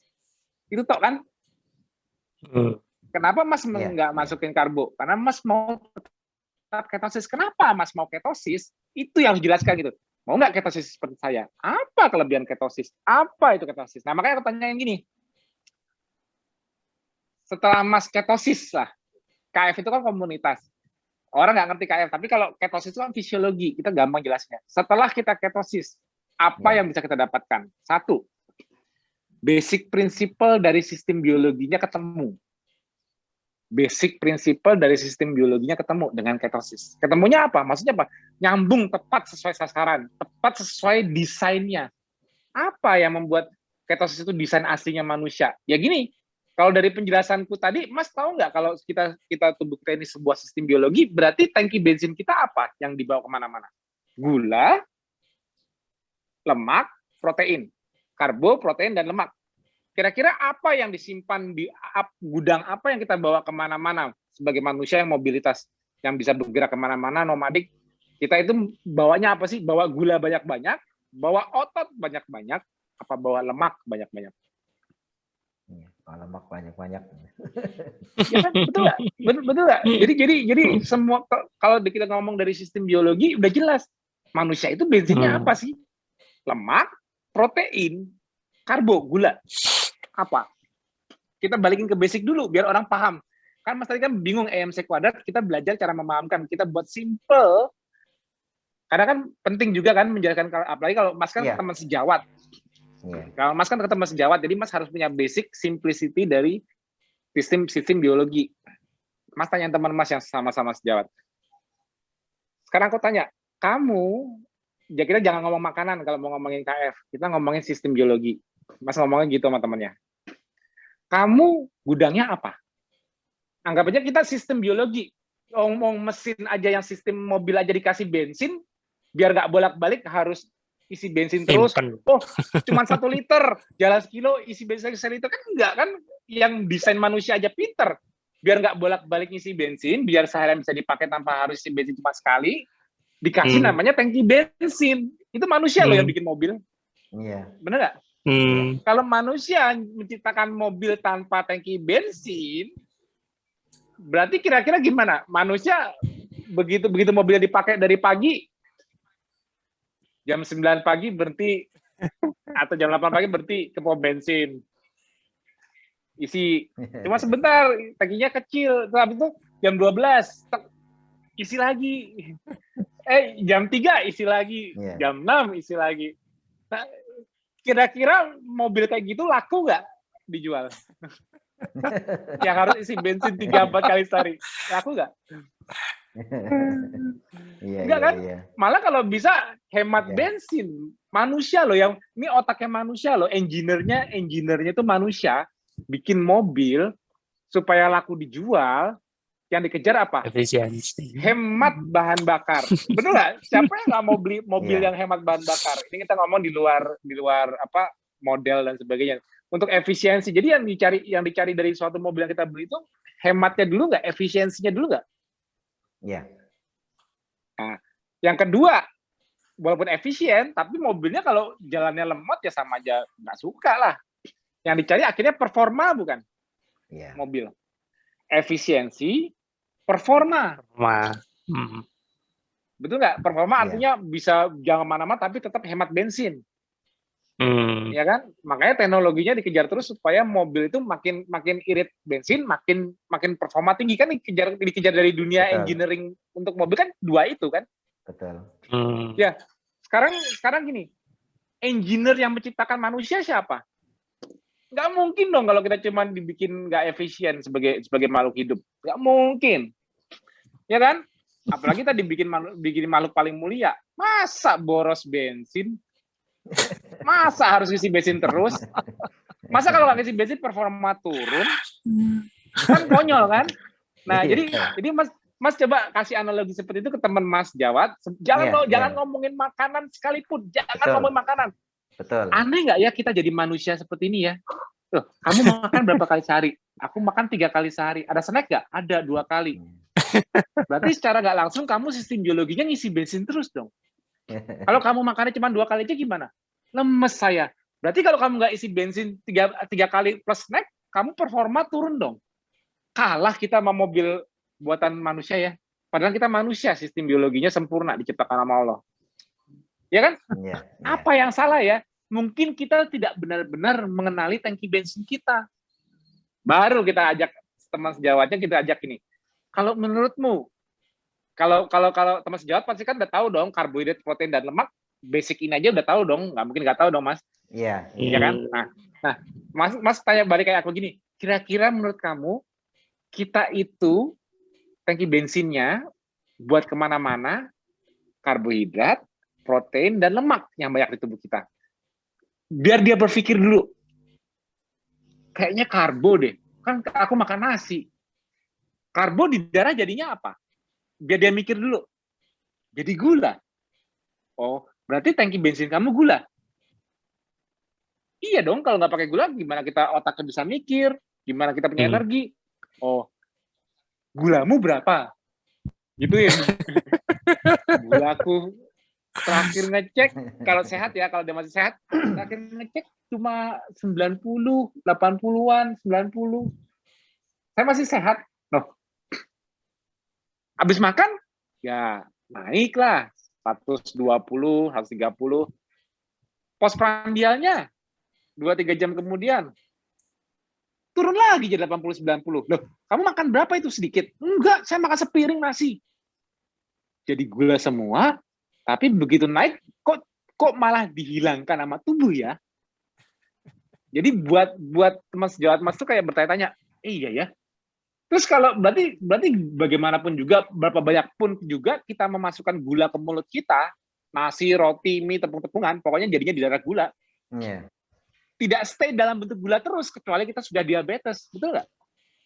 Iya. Dari situ bilang, kalau gitu kemana ya gula saya ya?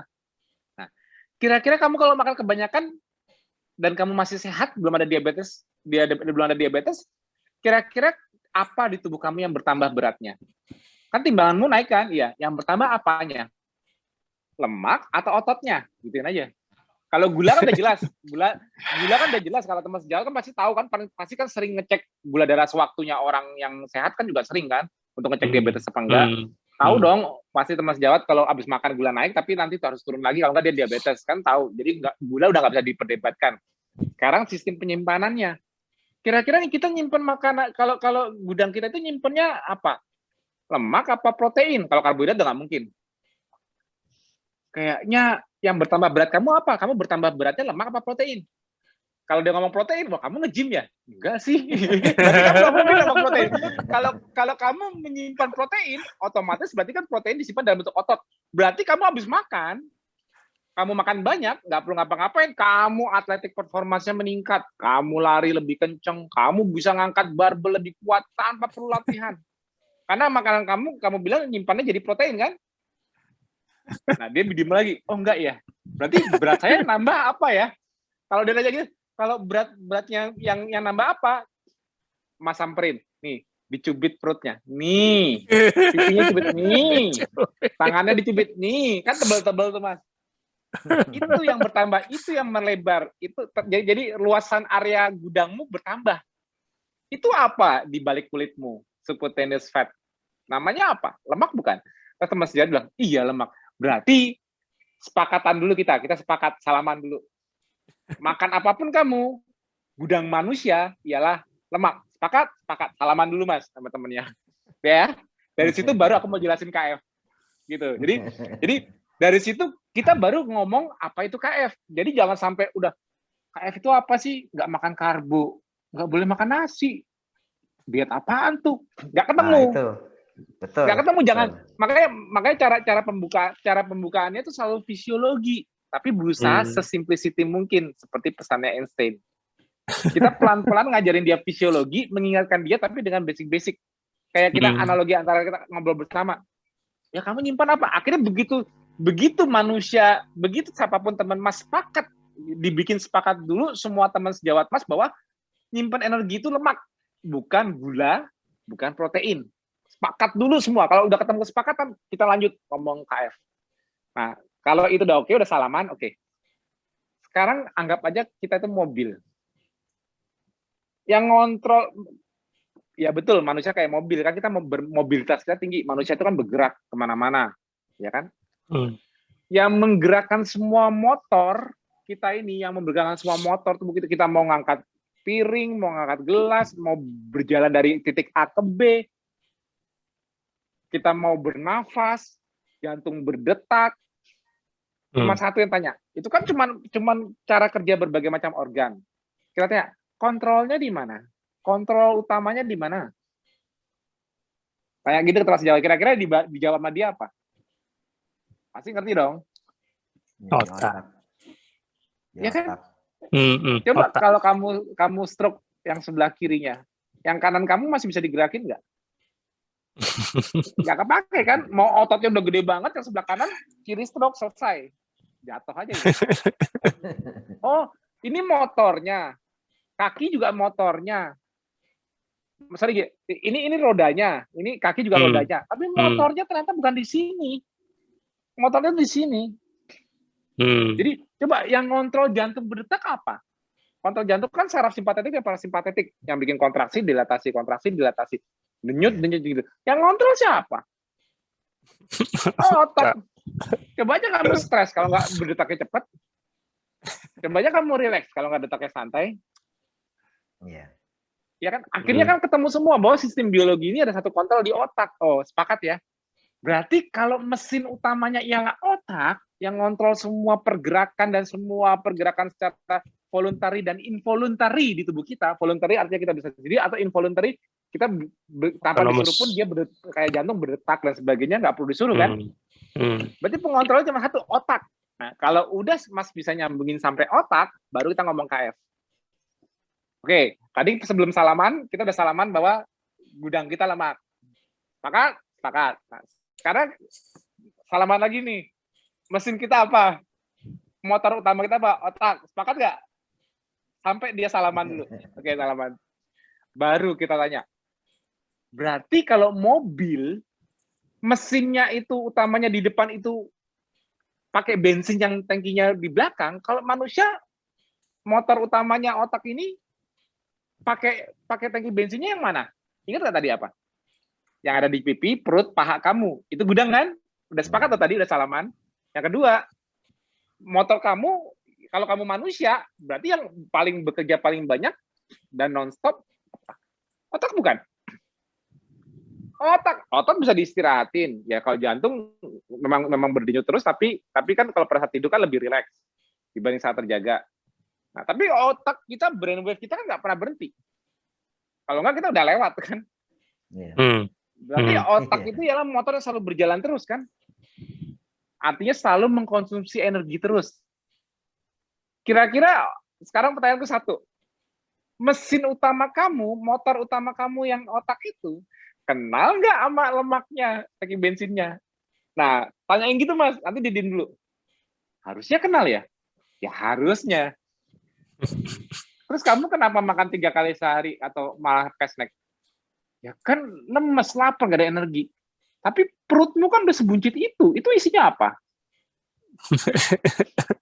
Badanmu kan sudah setebel itu isinya apa? Itu gudangmu loh. Masa segitu nggak bisa mencukupi kamu kebutuhan, harus ngisi sampai 3-4 kali sehari? Isi bensinnya. Padahal tangki bensinnya udah lebar banget loh. Nah, jadi dibikin dia analogi. Iya ya. Berarti kalau kamu bolak-balik lapar, harus makan 3 kali untuk bertenaga, berarti motor kamu pakainya, aku tanya, pakai lemak seperti yang disimpan di gudang, apa pakai gula? Pasti dia jawab, pakai gula. Ya kan kita udah belajar dulu di kedokteran, kita udah belajar di kuliah, memang otak pakainya gula. Tapi ya dipikir-pikir desainnya lucu ya, kok kenapa nggak gula aja yang disimpan ya, kok lemak ya? Kita jadi kalau otak kita hanya bisa pakai gula, ya otomatis kalau postprandialnya gula udah turun, nggak dikasih gula lagi ya turun lagi, bener nggak? Iya. Kalau turun lagi, teriak lagi nggak otaknya kehilangan energi? Iya. Nah, kalau otaknya udah teriak kehilangan energi, alias stres, walaupun kita nggak stres ya, kitanya nggak. Jadi ini aku perceptionnya stres itu luas ya, jangan stres tuh. Orang-orang kalau stres taunya cuma pikiran doang, salah. Stres karena energinya low, artinya demand energi besar, tapi supply energi rendah, akhirnya suatu sel mengalami stres, atau otak kita stres. Artinya sistem untuk mengembalikan, karena demand yang meningkat ini, sistem untuk mengembalikan supply, alias menggunakan sistem stres, alias menggunakan saraf simpatetik. Mas nggak usah jelasin sampai jauh itu, dia nanti takutnya lupa. Tapi ini aku jelaskan buat Mas doang. Tapi kalau otak kita stres, otomatis demand meningkat, otomatis sistem simpatetik kita meningkat nggak? Ya. Nah, kalau sistem simpatetik kita meningkat, coba kamu kalau telat makan rasanya apa? Iya ya, kalau saya telat makan nasi, lambung saya udah nggak enak, udah kucuk-kucuk, udah kayak inflamasi, udah GERD. Udah nih leher, pundak saya udah pada pegel-pegel berat. Kepala saya udah berat. Ya kan? Udah nih saya udah nggak enak badan, udah kayak keringet dingin. Udah gemeter. Itu hyperaktivasi sistem stres. Kenapa? Karena pengontrol sistem stresnya, sistem stres itu kan untuk menghasilkan demand. Ada demand, stres meningkat, dipenuhi, stres turun. Dipenuhi itu artinya diberikan energinya. Stres turun, makanya kayak gini. Mas dulu kalau udah gemeter, waktu Mas kan ada GERD nih. Iya. GERD itu kan salah satu kontrol dari simpatetik yang kalau overaktivasi kan membuat inflamasi meningkat nih. Kalau Mas gini deh, Mas itu gejala GERD itu bisa muncul kalau Mas lagi stres pikiran, betul nggak? Kalau Mas lagi banyak pikiran, GERD Mas muncul nggak? Iya. Oke, itu stres psikologi ya. Oke, sekarang Mas telat makan. Sekarang ngomong stres fisiologi. Dulu waktu Mas telat makan, artinya secara fisiologi stres energi. Iya. GERD-nya naik nggak? Naik. Makanya nggak bisa puasa itu. Susah.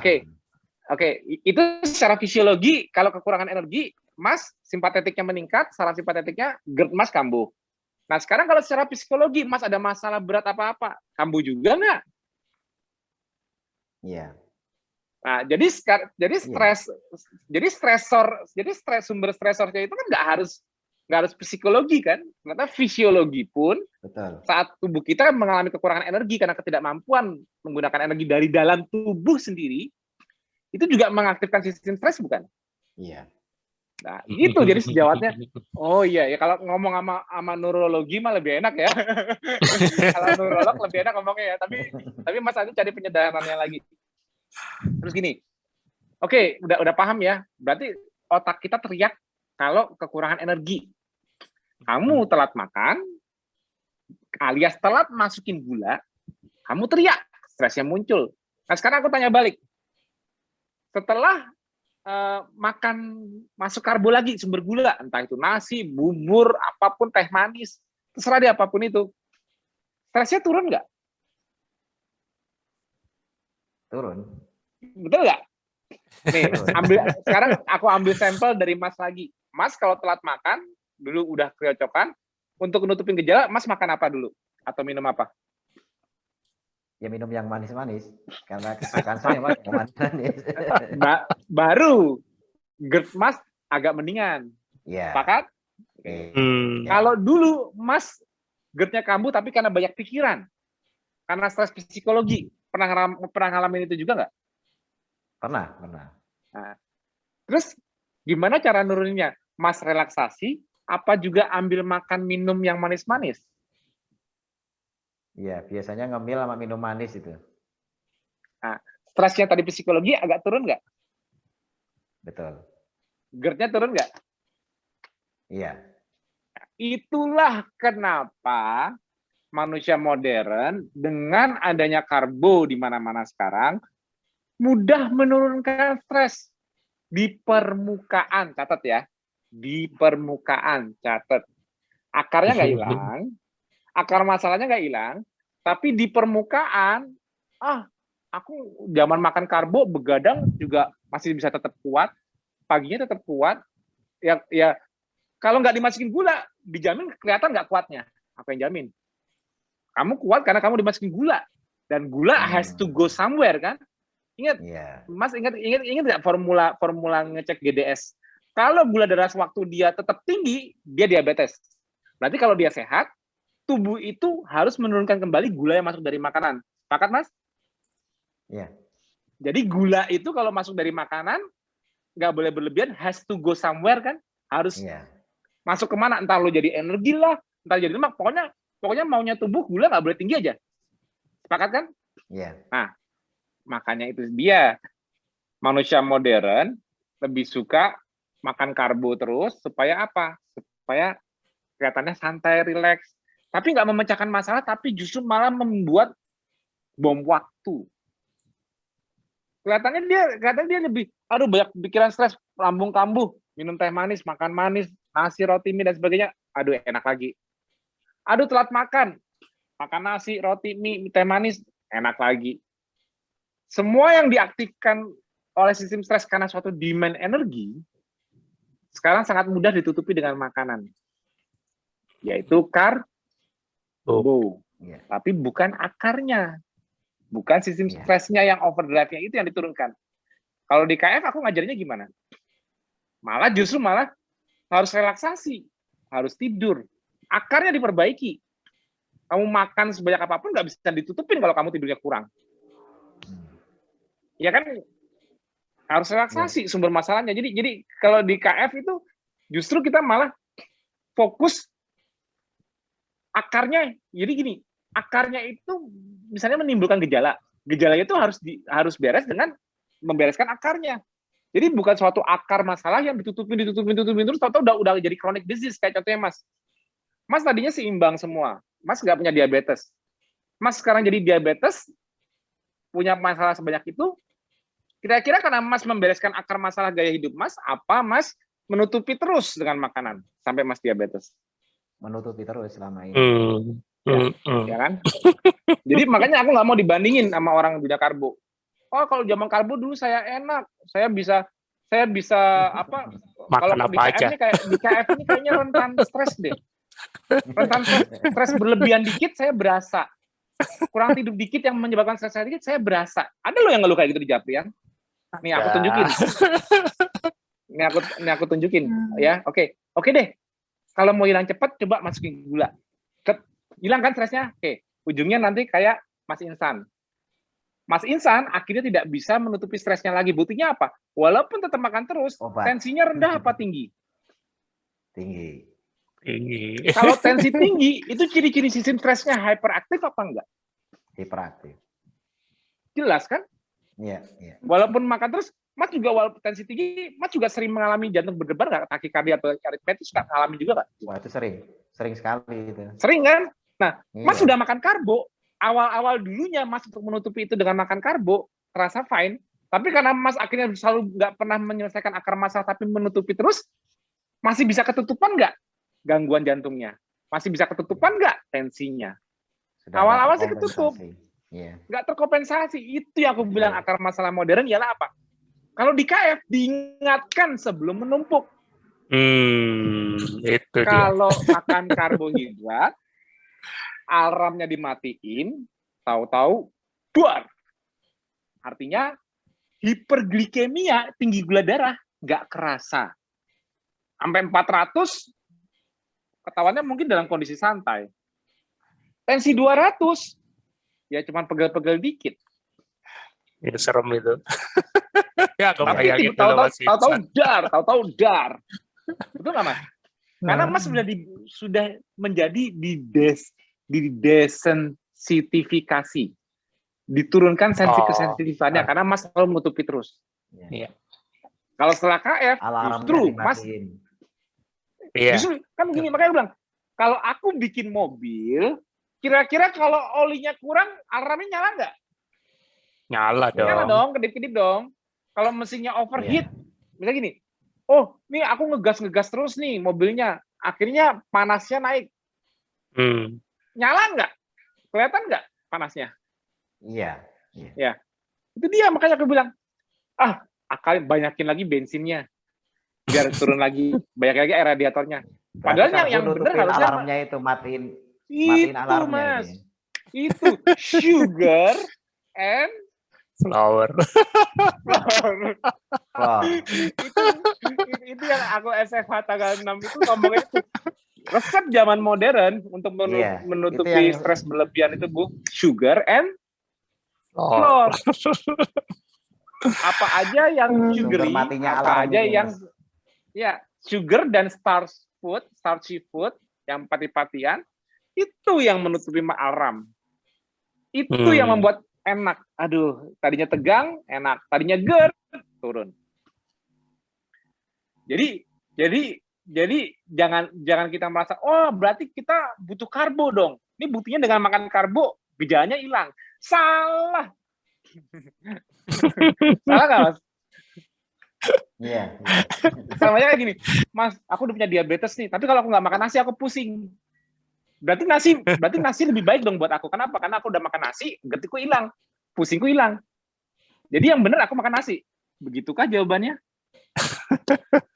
Iya. Itulah bedanya. Tapi kalau berarti kita ngerti itu gini, Mas. Iya. Itu berarti konsekuensinya kita seperti konsumsi obat, ya OAD, obat anti hipertensi dan sebagainya sebenarnya bukan solusi. Artinya itu malah seperti kita makin tambah tersesat gitu ya, karena sudah alarmnya dimatiin, terus kita hanya perbaiki gejala-gejalanya saja, obat-obatan tersebut. Keseimbangan buatan namanya, keseimbangan buatan. Iya. Man-made balance. Iya. Obat itu man-made balance.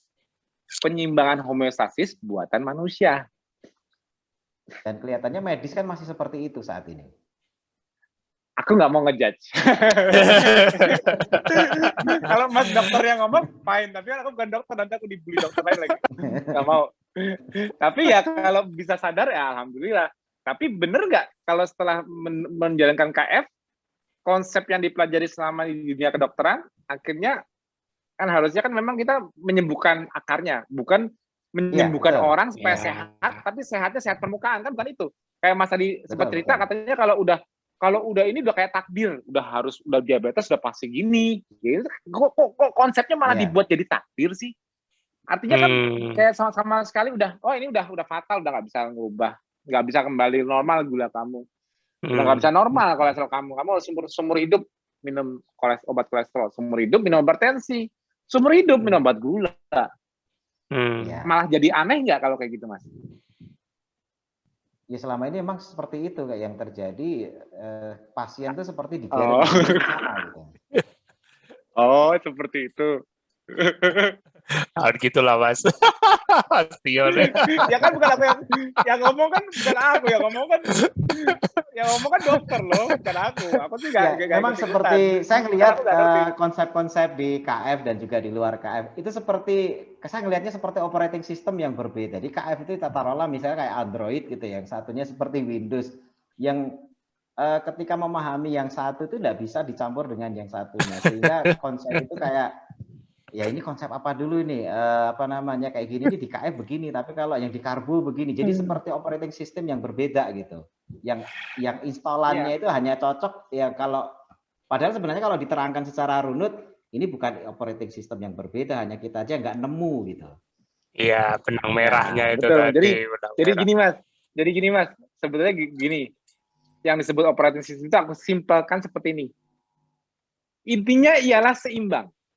Lahir kita seimbang, ikhtiar kita sampai tua kita seimbang, alias kita selalu menjaga homeostasis. Setuju? Ya.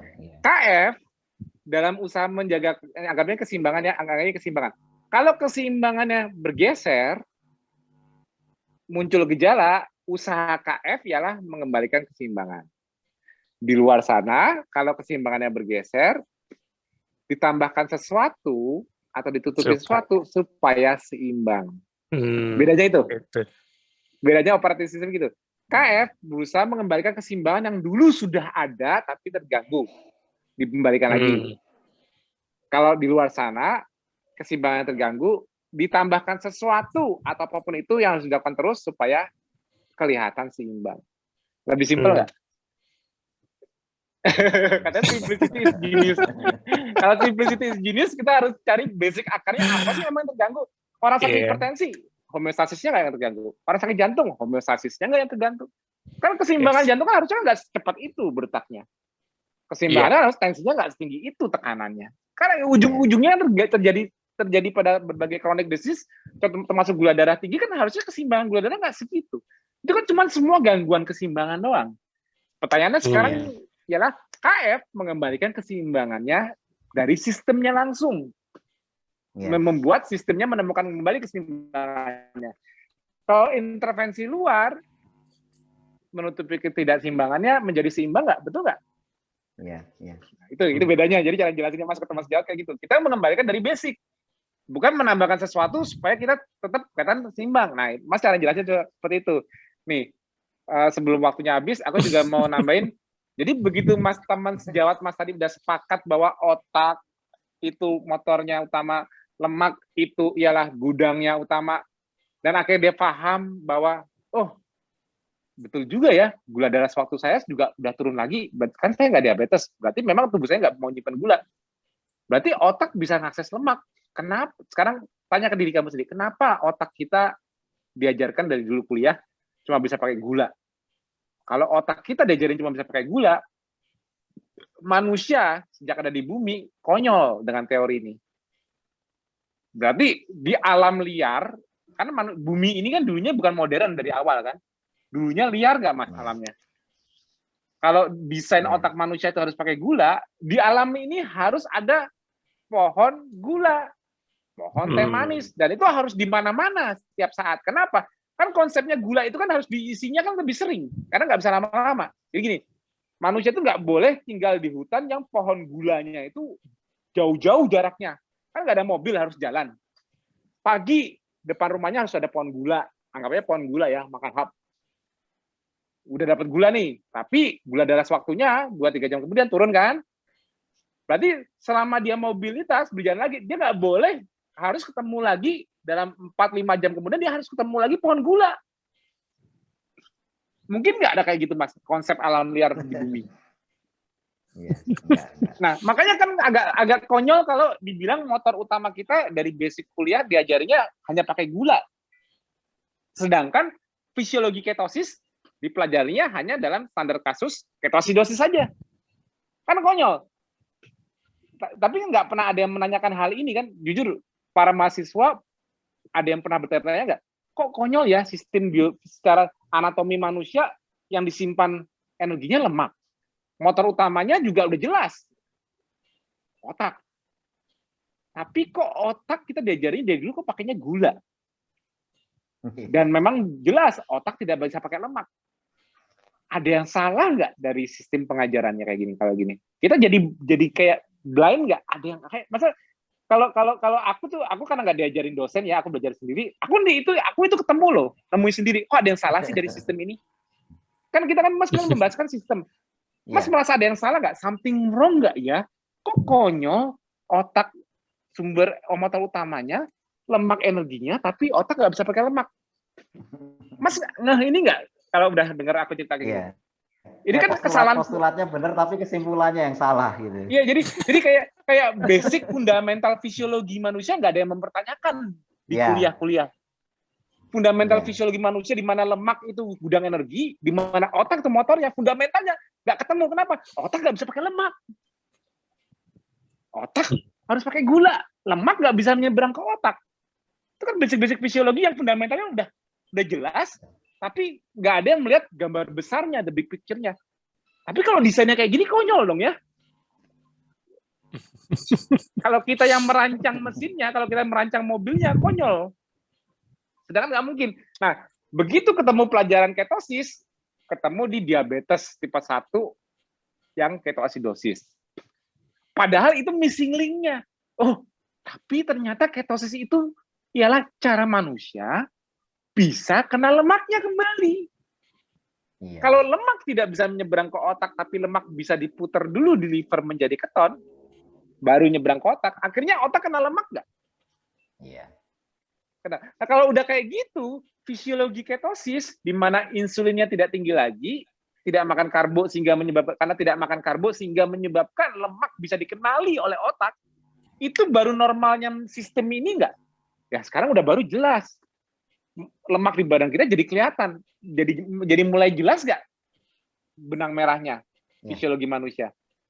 Itu kalau dari basic awal mahasiswa kedokteran itu ada yang mempertanyakan, kalau aku jadi mahasiswanya aku pertanyakan, nanya dosen, ini lemak manusia adipose tissue sel lemak sebagai jaringan sumber energi manusia. Manusia makan apapun disimpannya dalam sel lemak.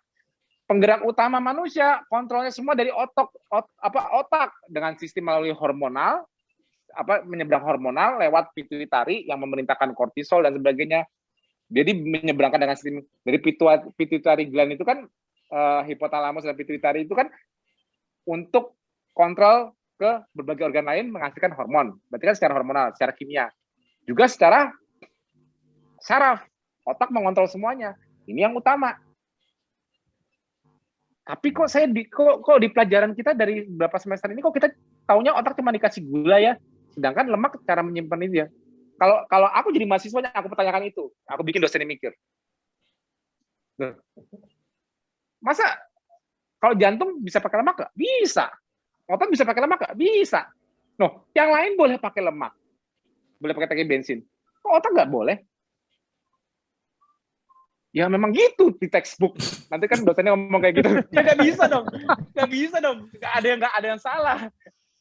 Ada yang salah kalau cuma mengacu ke textbook tapi kita nggak bisa menganalisa, ada yang salah. Ada yang belum jelas nih. Nggak mungkin. Mas, yang paling penting kan bukan otot, yang paling penting kan bukan jantung. Yang paling penting justru ini yang kontrol. Otak. Rajanya, motor utamanya. Konyol kalau ini nggak boleh kena lemak. Nah, caranya bisa kenal gimana?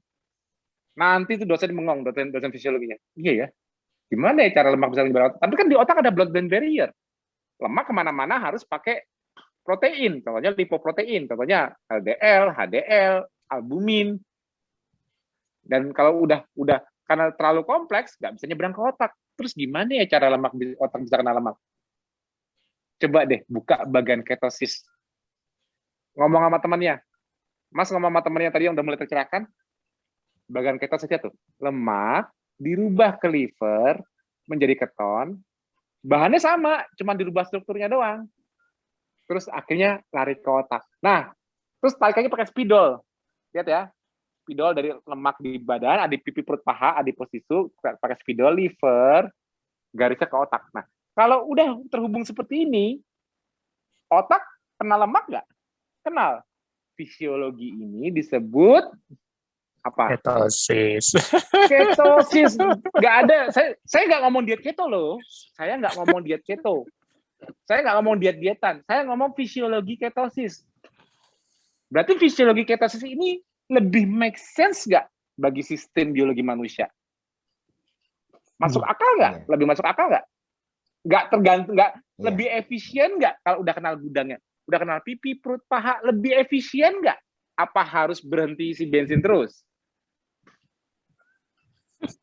Nah, kalau ini sudah mantap, baru ya udah syarat untuk ketosis tidak boleh memenuhi glikogen di liver. Itu baru ngajarin fisiologi baru. Nah, supaya nggak penuh gimana? Ya nggak makan karbo. Nah, habis itu udah up to him atau up to her. Terserah. Karena udah ngajarin fisiologinya, udah ngerti kebenarannya, udah pakem dapet jawabannya why ketosis itu sangat normal, why ketosis itu ialah basic fisiologi manusia sebenarnya, di mana otak sekarang kenal dengan tangki bensin, sesuai udah pas nih sistemnya. Syaratnya cuma satu. Tapi secara fisiologi juga nih, kalau kamu masukin sesuatu yang di darah jadi gula, lihat, darahmu kamu ada ketonnya nggak? Nggak ada. Coba deh, kamu semua yang dimakan yang menjadi gula itu disingkirkan. Darah kamu ada ketonnya nggak? Ada. Kalau ada ketonnya, berarti otak kamu bisa pakai keton nggak? Bisa. Kalau otak kamu bisa pakai keton asalnya dari mana? Lemak. Kalau kamu nggak makan, lemaknya dari mana? Pipi, perut, paha. Udah mudeng belum? Mudeng. Saya makan apa? Pilih sendiri. Kita nggak jadi. Hari itu juga masalah mana sama dia, nggak jadi debat makanan. Pilih sendiri. Yang penting kamu ada keton di darah, sehingga otak kamu selalu kenal dengan lemak. Selesai nggak? Dari situ. Salaman mas, nggak ada debat-debatan lagi di situ mas. Itu cara paling pinter, simple mengajarkan ketosis, bukan diet keto. Ngomong awalnya diet keto nggak selesai.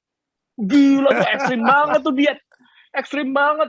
Makannya ikan, telur, ayam, daging, nggak boleh makan nasi, roti, mie, tepung, ekstrim banget. Orang udah pada rame duluan ribut nama makanan. Tapi kalau kita perkenalannya tadi dengan cara itu mas, kalau kita perkenalan dengan cara itu, orangnya tercerahkan duluan nggak? Oh iya ya. Nanti kalau ada yang bilang, tapi saya dengar katanya keto bahaya. Keto bahaya. Kalau ketosis, udah paham belum yang aku jelasin tadi fisiologi ketosis? Iya paham sih. Berarti kalau keto dibilang bahaya, sama dengan fisiologi ketosis itu bahaya. Sama dengan lagi, otak kena lemak itu bahaya. Nah, sekarang aku tanya balik ke kamu. Kamu tadi kan di awal bilangnya diet keto bahaya. Aku tanya balik kamu, otak kena lemak bahaya nggak? Enggak sih. Ya itu kan memang normalnya ya. Ya udah. Kenapa kalau ada tambahan diet di depannya kamu pusing, sedangkan kalau udah aku jelasin fisiologinya kamu ngerasa nggak bahaya? Itu cara menjelaskan secara pintarnya. Nggak muter-muter ngomongin makanan. Betul nggak mas? Ya. Ditunggu downline harinya.